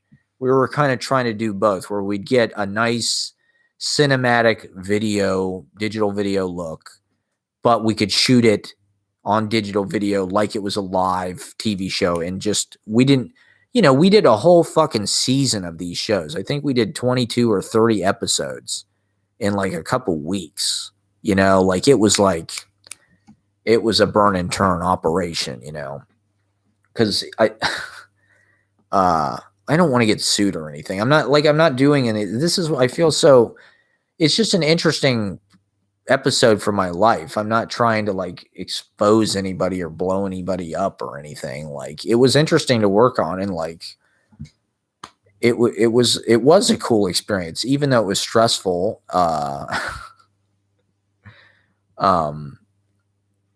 And like it was hard work, I'd say, but it was a swanky apartment, and like you know, we got to be the crew. We got to be kind of hands on. Like I was kind of trusted to. We used these cameras because I recommended them, you know, and like he definitely looked to us to kind of like make sure we were doing the right thing. So the fact that this is even usable or came out at all is like, I'm glad. I think it looks good. The idea was to like shoot a season that he could sell to you know, some whoever buy it, really. But he'd have a whole 22 episodes. See, now there's a whole food culture on Netflix with that British Bake Off show. Like, I don't know. I think to some degree these cooking shows, and I think he really was good at what he did, to be honest. I was watching it today. His language and everything is like very, we need to put the raclette. You know, I learned a lot about, you know, what is it? Au Provence. It's like carrots and what is it? Celery and onions. What's the third one? Potatoes. What's the third one in Au Provence? But now that they're all on YouTube, I might watch them. Like, To be honest, I think they're pretty fucking good. Like if you actually, I don't, I haven't tried to cook anything with it, but I remember it being like the ingredients are all like excellent. The sausages. He grew up. I think he was like child of a diplomat or something. He told this story about he had this cowbell because all his shit is stories, like his pots and pans or whatever. There's stories to everything, which is cool. That's very rich, I find. And he probably learned that growing up. I think he was in some other business and he quit to do this professionally. He was like in advertising or something. He was like very successful in some other business, maybe in some kind of TV thing. And then he quit to be because he was such a good cook and he knew so much about it. But the crew was awesome. It was great.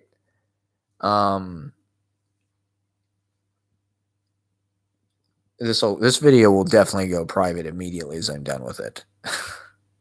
You can rest assured. But I do want to talk about this because it was like kind of a fun episode in my life. He told this story about how he was in fucking, Belgium or somewhere in France, near Belgium or something. Whatever part of France, the Ardennes or whatever that is. And he saw this cow, their car. He was driving with his dad or whatever through the countryside, and they saw this cow with a bell on it, a big bell on its neck. And he said, "I want that. I want that bell." They spent the whole day driving around or something. I don't know. He didn't get to spend that much time with his dad, so this was like a precious thing. So they were driving through the countryside, and he saw this bell, and he said, "I want that." So his dad stopped the car, got out, untied the bell from the fucking cow's neck, and gave it to his son. They drove off. And I thought that was a very telling story.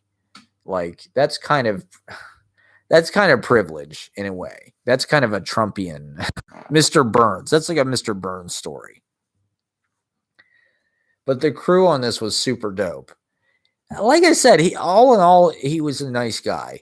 Like he never really like went after me, but he was a little bit too on guard and too like he had guests on the show and he just he didn't really give them any airtime. It's like, you're having these people on your show, man. Like, I don't know. Maybe he was maybe on some kind of medication or something that was like making him aggressive or something, because he was having an intense time. Personally, I won't go into that, but it was kind of amazing that he was even doing this, because it was like, it was long days. I think it was like in November, December-ish, 2014. So right around the time the Holy Smokes was doing it. And it was a great job for me because it was like 2 weeks guaranteed pay, making $200 a day. So I was like, all right, I'm doing this. I got it off Craigslist. This was right when I got back to New York, and I'm committed to living in New York, and I'm trying to fly by the seat of my pants doing video shit.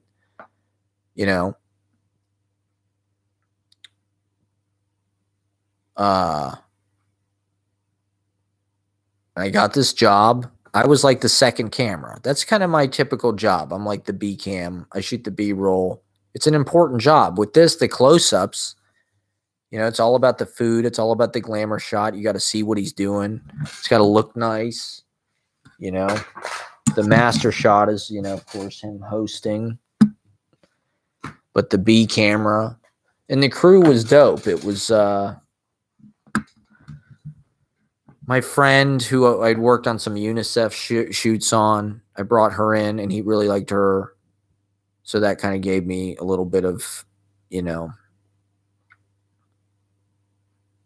I think he respected me and liked having me on board. I think he trusted me to if anything was going to go wrong or whatever. But it was hard to like push back. I don't know. You had to be pretty strong.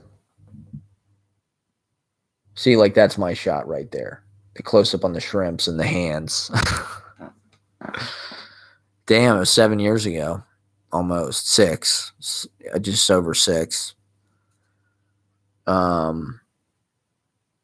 it was a cool operation. I don't know. It was a little cold, so taking the train in there every day from Park Slope, was like, think we had to be there at 8 maybe or 9.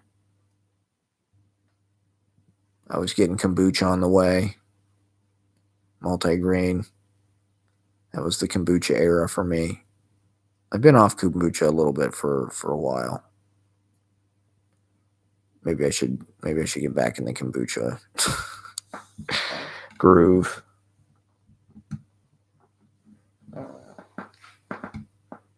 Maybe that's enough. One of my friend Andrew, he was like the main camera, and he was a total hustler. Really, that dude was like just a hustler, man. And it was all his equipment, all his lenses, and all his shit. He had quite a collection because he really got a lot of jobs. And he got jobs. He got some job for like the Met where he got paid like tens of thousands of dollars to produce some like super important video for them. And he got all the right lights and he got all good shots. He did it the right way, but it was hard. And he was kind of a cool guy to know because he was also a writer and a filmmaker, and like he took writing very seriously. And he had his friend, this guy Stone King. He mentioned this guy Jason Stone King because one of the cool things about this guy, this Andrew guy, was he had a fucking he had an intercontinental lifestyle. He had residences. He lived half the time in Paris, France, and half the time in New York City. And the way he was able to do this was from Airbnb. He literally was hustling on Airbnb every day. He had this fucking apartment in Soho. It was a penthouse apartment in Soho. It was like $6,000 a month or something. And literally from his roof deck, you could see fucking David Bowie's apartment. Literally right across the street was David Bowie's apartment. And the way he was able to do it was he was hustling on Airbnb. He was hustling his ass off. And he'd have people staying there all the time. He'd have guests every fucking day paying his rent, essentially. And he could make a little bit extra, maybe even. But he was, even on our shoot, he was on his phone constantly, messaging people on Airbnb, paying the cleaning people, blah, blah, blah. But it was impressive, man, that this dude was just like, he went to NYU, but like he wasn't some pampered fucking, like he was really, and he had a cool life. He lived in fucking Soho and like fucking Paris, France, man. So he'd fly to Paris, he'd be shooting, and he really wanted to get into fashion stuff. You could tell he wanted to kind of like shoot models and stuff. So he'd go to Paris and he'd shoot. He came to one of our parties and he had this girlfriend that was like Romanian or something who was a flight attendant, and she was super beautiful. Like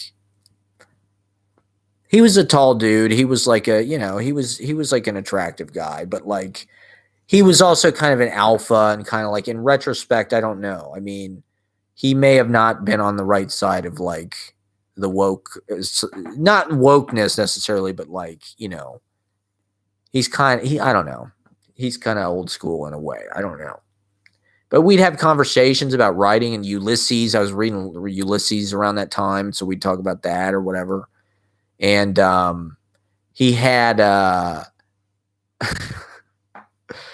this friend, Jason Stone King, in Paris, France, was his friend. And he was like a writer and an essayist. And when I was in Paris, this fucking guy, I went to this reading in a cave, and fucking Jason Stone King was there. He read these fucking Richard Wright haikus or whatever at this open mic. I think it was the Culture Rapide one. So I got to behold Jason Stone King in the flesh. But at that time, when I was sort of, that was around the time I was doing the denim skin stuff. And just trying to get into New York literature in any way I could. And I was beginning to have like sort of a life in readings. That was the beginning of me doing my show. So that was right when I started doing scenes from life, and I was super excited about it. I was editing the Colorado episodes and shit. That was right when I got back from Colorado. And So I was getting paid to do video professionally on this fucking cooking show, and I was doing my own project for, my own artistic purposes. And, like this guy was an artist. He went to NYU and he started the Hammer Cats comedy troupe. And he said that they auditioned Donald Glover. And that Donald Glover was like so obviously talented that he was going to be famous. But I don't know what happened, but my friendship with this guy was somewhat short-lived because, we had like a pretty strong camaraderie and bond going. We're like, hey, this guy's pretty cool. Like, let's be buds, We're both writers. We're both kind of these, cocksmen or whatever. I don't know. We're both video guys. Like, we're filmmakers, whatever. Let's stay in touch. Let's do something. And I think I sent him an email with links to scenes from a life. First, he came to the party at our house in December, which was not thrown by us. It was thrown by this guy, Fox, who lived there before, who was super cool. His band was like actually like very cool in Brooklyn. Like, unlike the Slooge, which was just a bunch of people from the Midwest, kind of outsiders. The Fox party was actually very hipster and very cool. And so this guy showed up with his Romanian girlfriend, and they were like blown away. They're like, oh my God, like you are so cool. We had no idea. You're like this fucking true hipster living in this brownstone and having parties and shit. And I invited, I think, everybody from the fucking shoot. I think there was a guy who was like a Rasta. He was like, I think, Eastern European or something. He was like a Hasidic Rasta kind of guy. He was super cool. And then I think my other friend, the camera person from UNICEF, may have came. But like, yeah, my new buddy came and was like, wow, this guy's super cool. And then when I sent him my TV show, his reaction, I think he was really expecting to be like blown away and like, wow, this guy's a genius. And then he saw it and probably thought, what the fuck is this? This guy's just like a sloppy pothead. But he actually had some pretty good insight into it because he told me, he was like, and I didn't realize how good of an idea this was at the time. It was actually a really good idea. He was like, you're trying to like get this on TV or something. It's like, you should show it in an art gallery because it's kind of like, I don't know. He just, his angle on it, I forget what his exact wording was, but he was trying to be more of a serious, refined, like literary guy. Like I said, he took his writing and things very seriously. Like he was trying to be fucking James Joyce. He was kind of old fashioned in that way. Me, I don't know. At that point, I had just seen Slacker. I was trying to be lo-fi and shit gaze, shit wave, but cinematically, and use my video skills and whatever, my filmmaking ideas. So I don't know. I think he was kind of not that impressed or something by when I sent him the videos. His reaction was kind of, but like I said, his advice was not bad about it. He said you should like arrange a showing at an art gallery or something. It might be more for something like that, which I think is true, maybe. But then he also, and this is a whole other topic, but he was pretty like enthusiastic and like, and he was pretty good about coming to things I invited him to and like getting involved with my artistic stuff. So I invited him to the first ever Holy Smokes gig, March 6th, 2015. This was a period of not very many months. November, that's 5 months, And so March 6th, 2015, January 2015 is when Scenes from a Life first aired on Brick, or maybe been late 2014, but it was around that, And then March 6th, 2015 was when Holy Smokes first gig ever.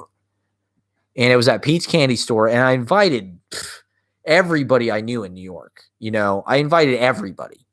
My friend Evan came, my theater friend, my friend fucking from this shoot came. I don't know if he brought his girlfriend. I think he did. I think he did bring, because he was thinking it was going to be some super hipster, awesome music thing. And like, it was like a This Is Your Life thing. Like literally everybody I knew from New York was there at the time. Huntley, Caitlin, Sarah Peters, they were all in the front right by the stage. And, people who I wanted to like succeed in front of and to like my art. And we got really nervous and we kind of, I don't know, it was grotesque. It was a grotesque embarrassment, but it is what it is. It was what it was, like we were figuring it out. We maybe shouldn't have put all of our fucking effort into this one gig. I mean, it was awesome that those people came out, but my friend did kind of look at me different afterwards. I think, I don't know. Around that time, I got very self-conscious in my own head because it was kind of my coming out as an artist and like my debut with my own ideas, with my own projects, with my own band, with my own angle on things, with my own aesthetic away from Columbus, incorporating whatever things about Columbus because I'm in a transitional period. Like Holy Smokes was really like about dumbass America stuff. But it was a more kind of like Lou Reed, Silver Jews, America, Bob Dylan thing, Townes Van Zandt, whatever, Stones, obviously, Velvet Under,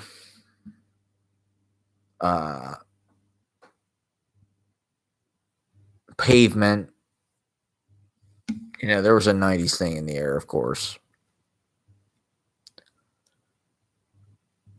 Springsteen, but Lou Reed primarily, probably. And Bob. Cityfied country Bob. Country blues electric Bob. Speaking of which, I'm going to get off pretty soon, but yeah, so this guy, I don't know. I got really in my head after that. And an interesting postscript was we had this evening, he invited me over to his place in Soho where he did the Airbnb. And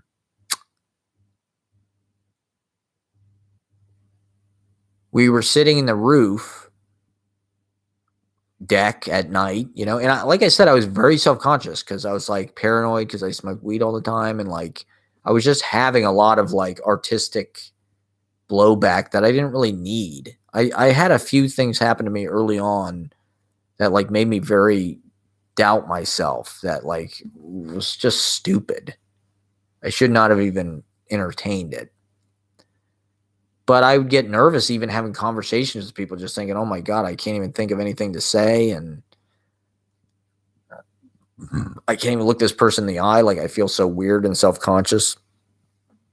And that's how I felt when I went to hang out with this guy. I just felt like I'm not going to be able to say anything smart enough for this guy. My art's not good enough. I'm not Stone King. Stone King like writes these essays and like reads them in front of people and shit. And he's got this long kind of silver hair. And he lives in like some kind of stone apartment like Garrett in like a farmyard in like some courtyard in Paris. He's got some like shack, like some stone shack and some kind of medieval. I think he's Canadian, maybe. Canadians can immigrate more easily to France because they speak French, a lot of them. And I think they have British, they have kind of EU adjacency that Americans don't have. I think it's very hard for Americans. They want to make it hard. But Stone King, I mean, his name is Stone King, for Christ's sakes.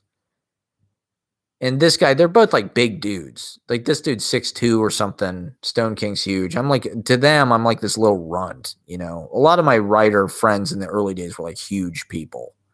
And I was like this little, I don't know. Because I guess I wrote with a lot of bark because that's what I'm around here. I'm just around kind of jock, warlike, big dude culture. but I'm a little Chaplin-esque.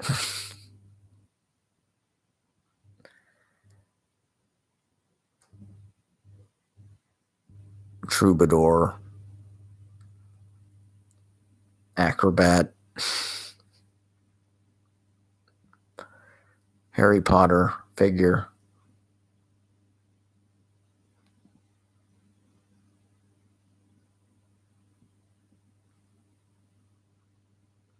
Those were the days.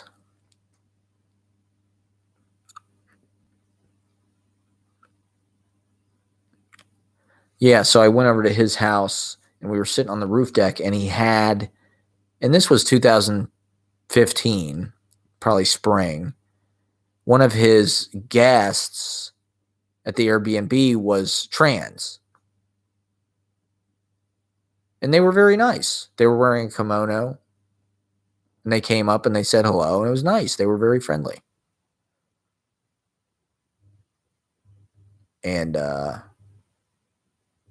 don't know. I don't want to call him out or anything, but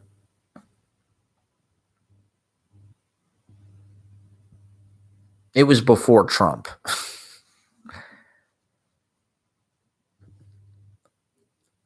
There was in no sense was there like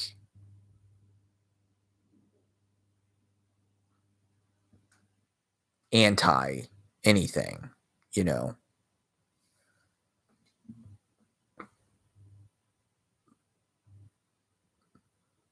But it was, kind of a sentiment of the day where it was like, well, what do you, for him, it was kind of like, well, what do you think about that? I don't know. It was just kind of an interesting moment, because at the time it seemed fairly innocuous to me. It was like, oh, that was a friendly interaction. It didn't seem really unusual, really.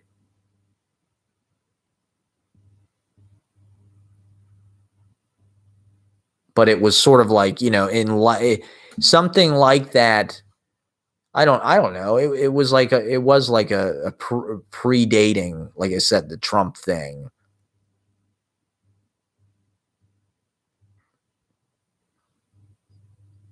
Which kind of made it an emergency to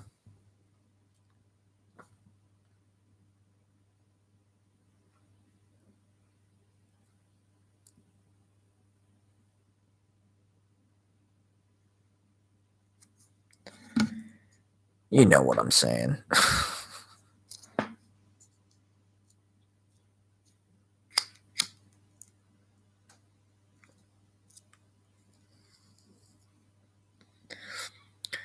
To give everybody fucking human rights. God damn it.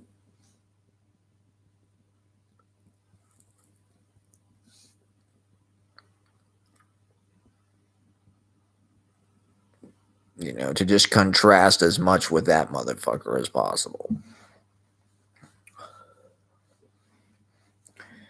But I don't know. Those rooftops of New York, those early days. What a long, strange trip it's been.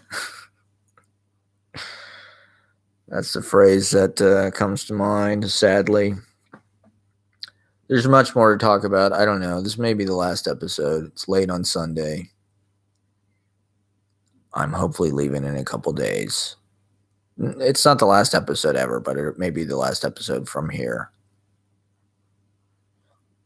God willing. Thanks for watching. Make sure you smash the like and hit subscribe. I mean, this will probably go private immediately, so no one will ever see it except, my Patreon faithful. If you want to get access to the totally, if you want to have to declassify and have access to these secret documents, you can sign up for the Frankly Fabulous fan club. Club Fabulous. Club Fabulous. Maybe that's got to write that one down. Thanks for watching. Good night. Godspeed. Party on. Carry on, my wayward son. Bow down before the one you serve. Down, down, down, down, down, down. I also wanted to talk about In the Know, but that'll be next time. We'll talk about In the Know.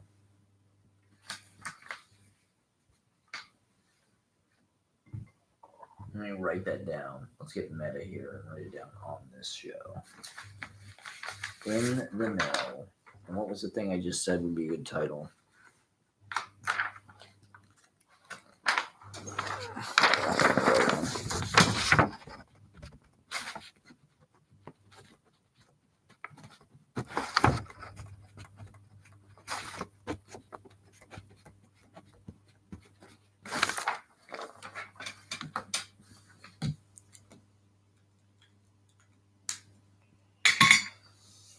Club Fabulous.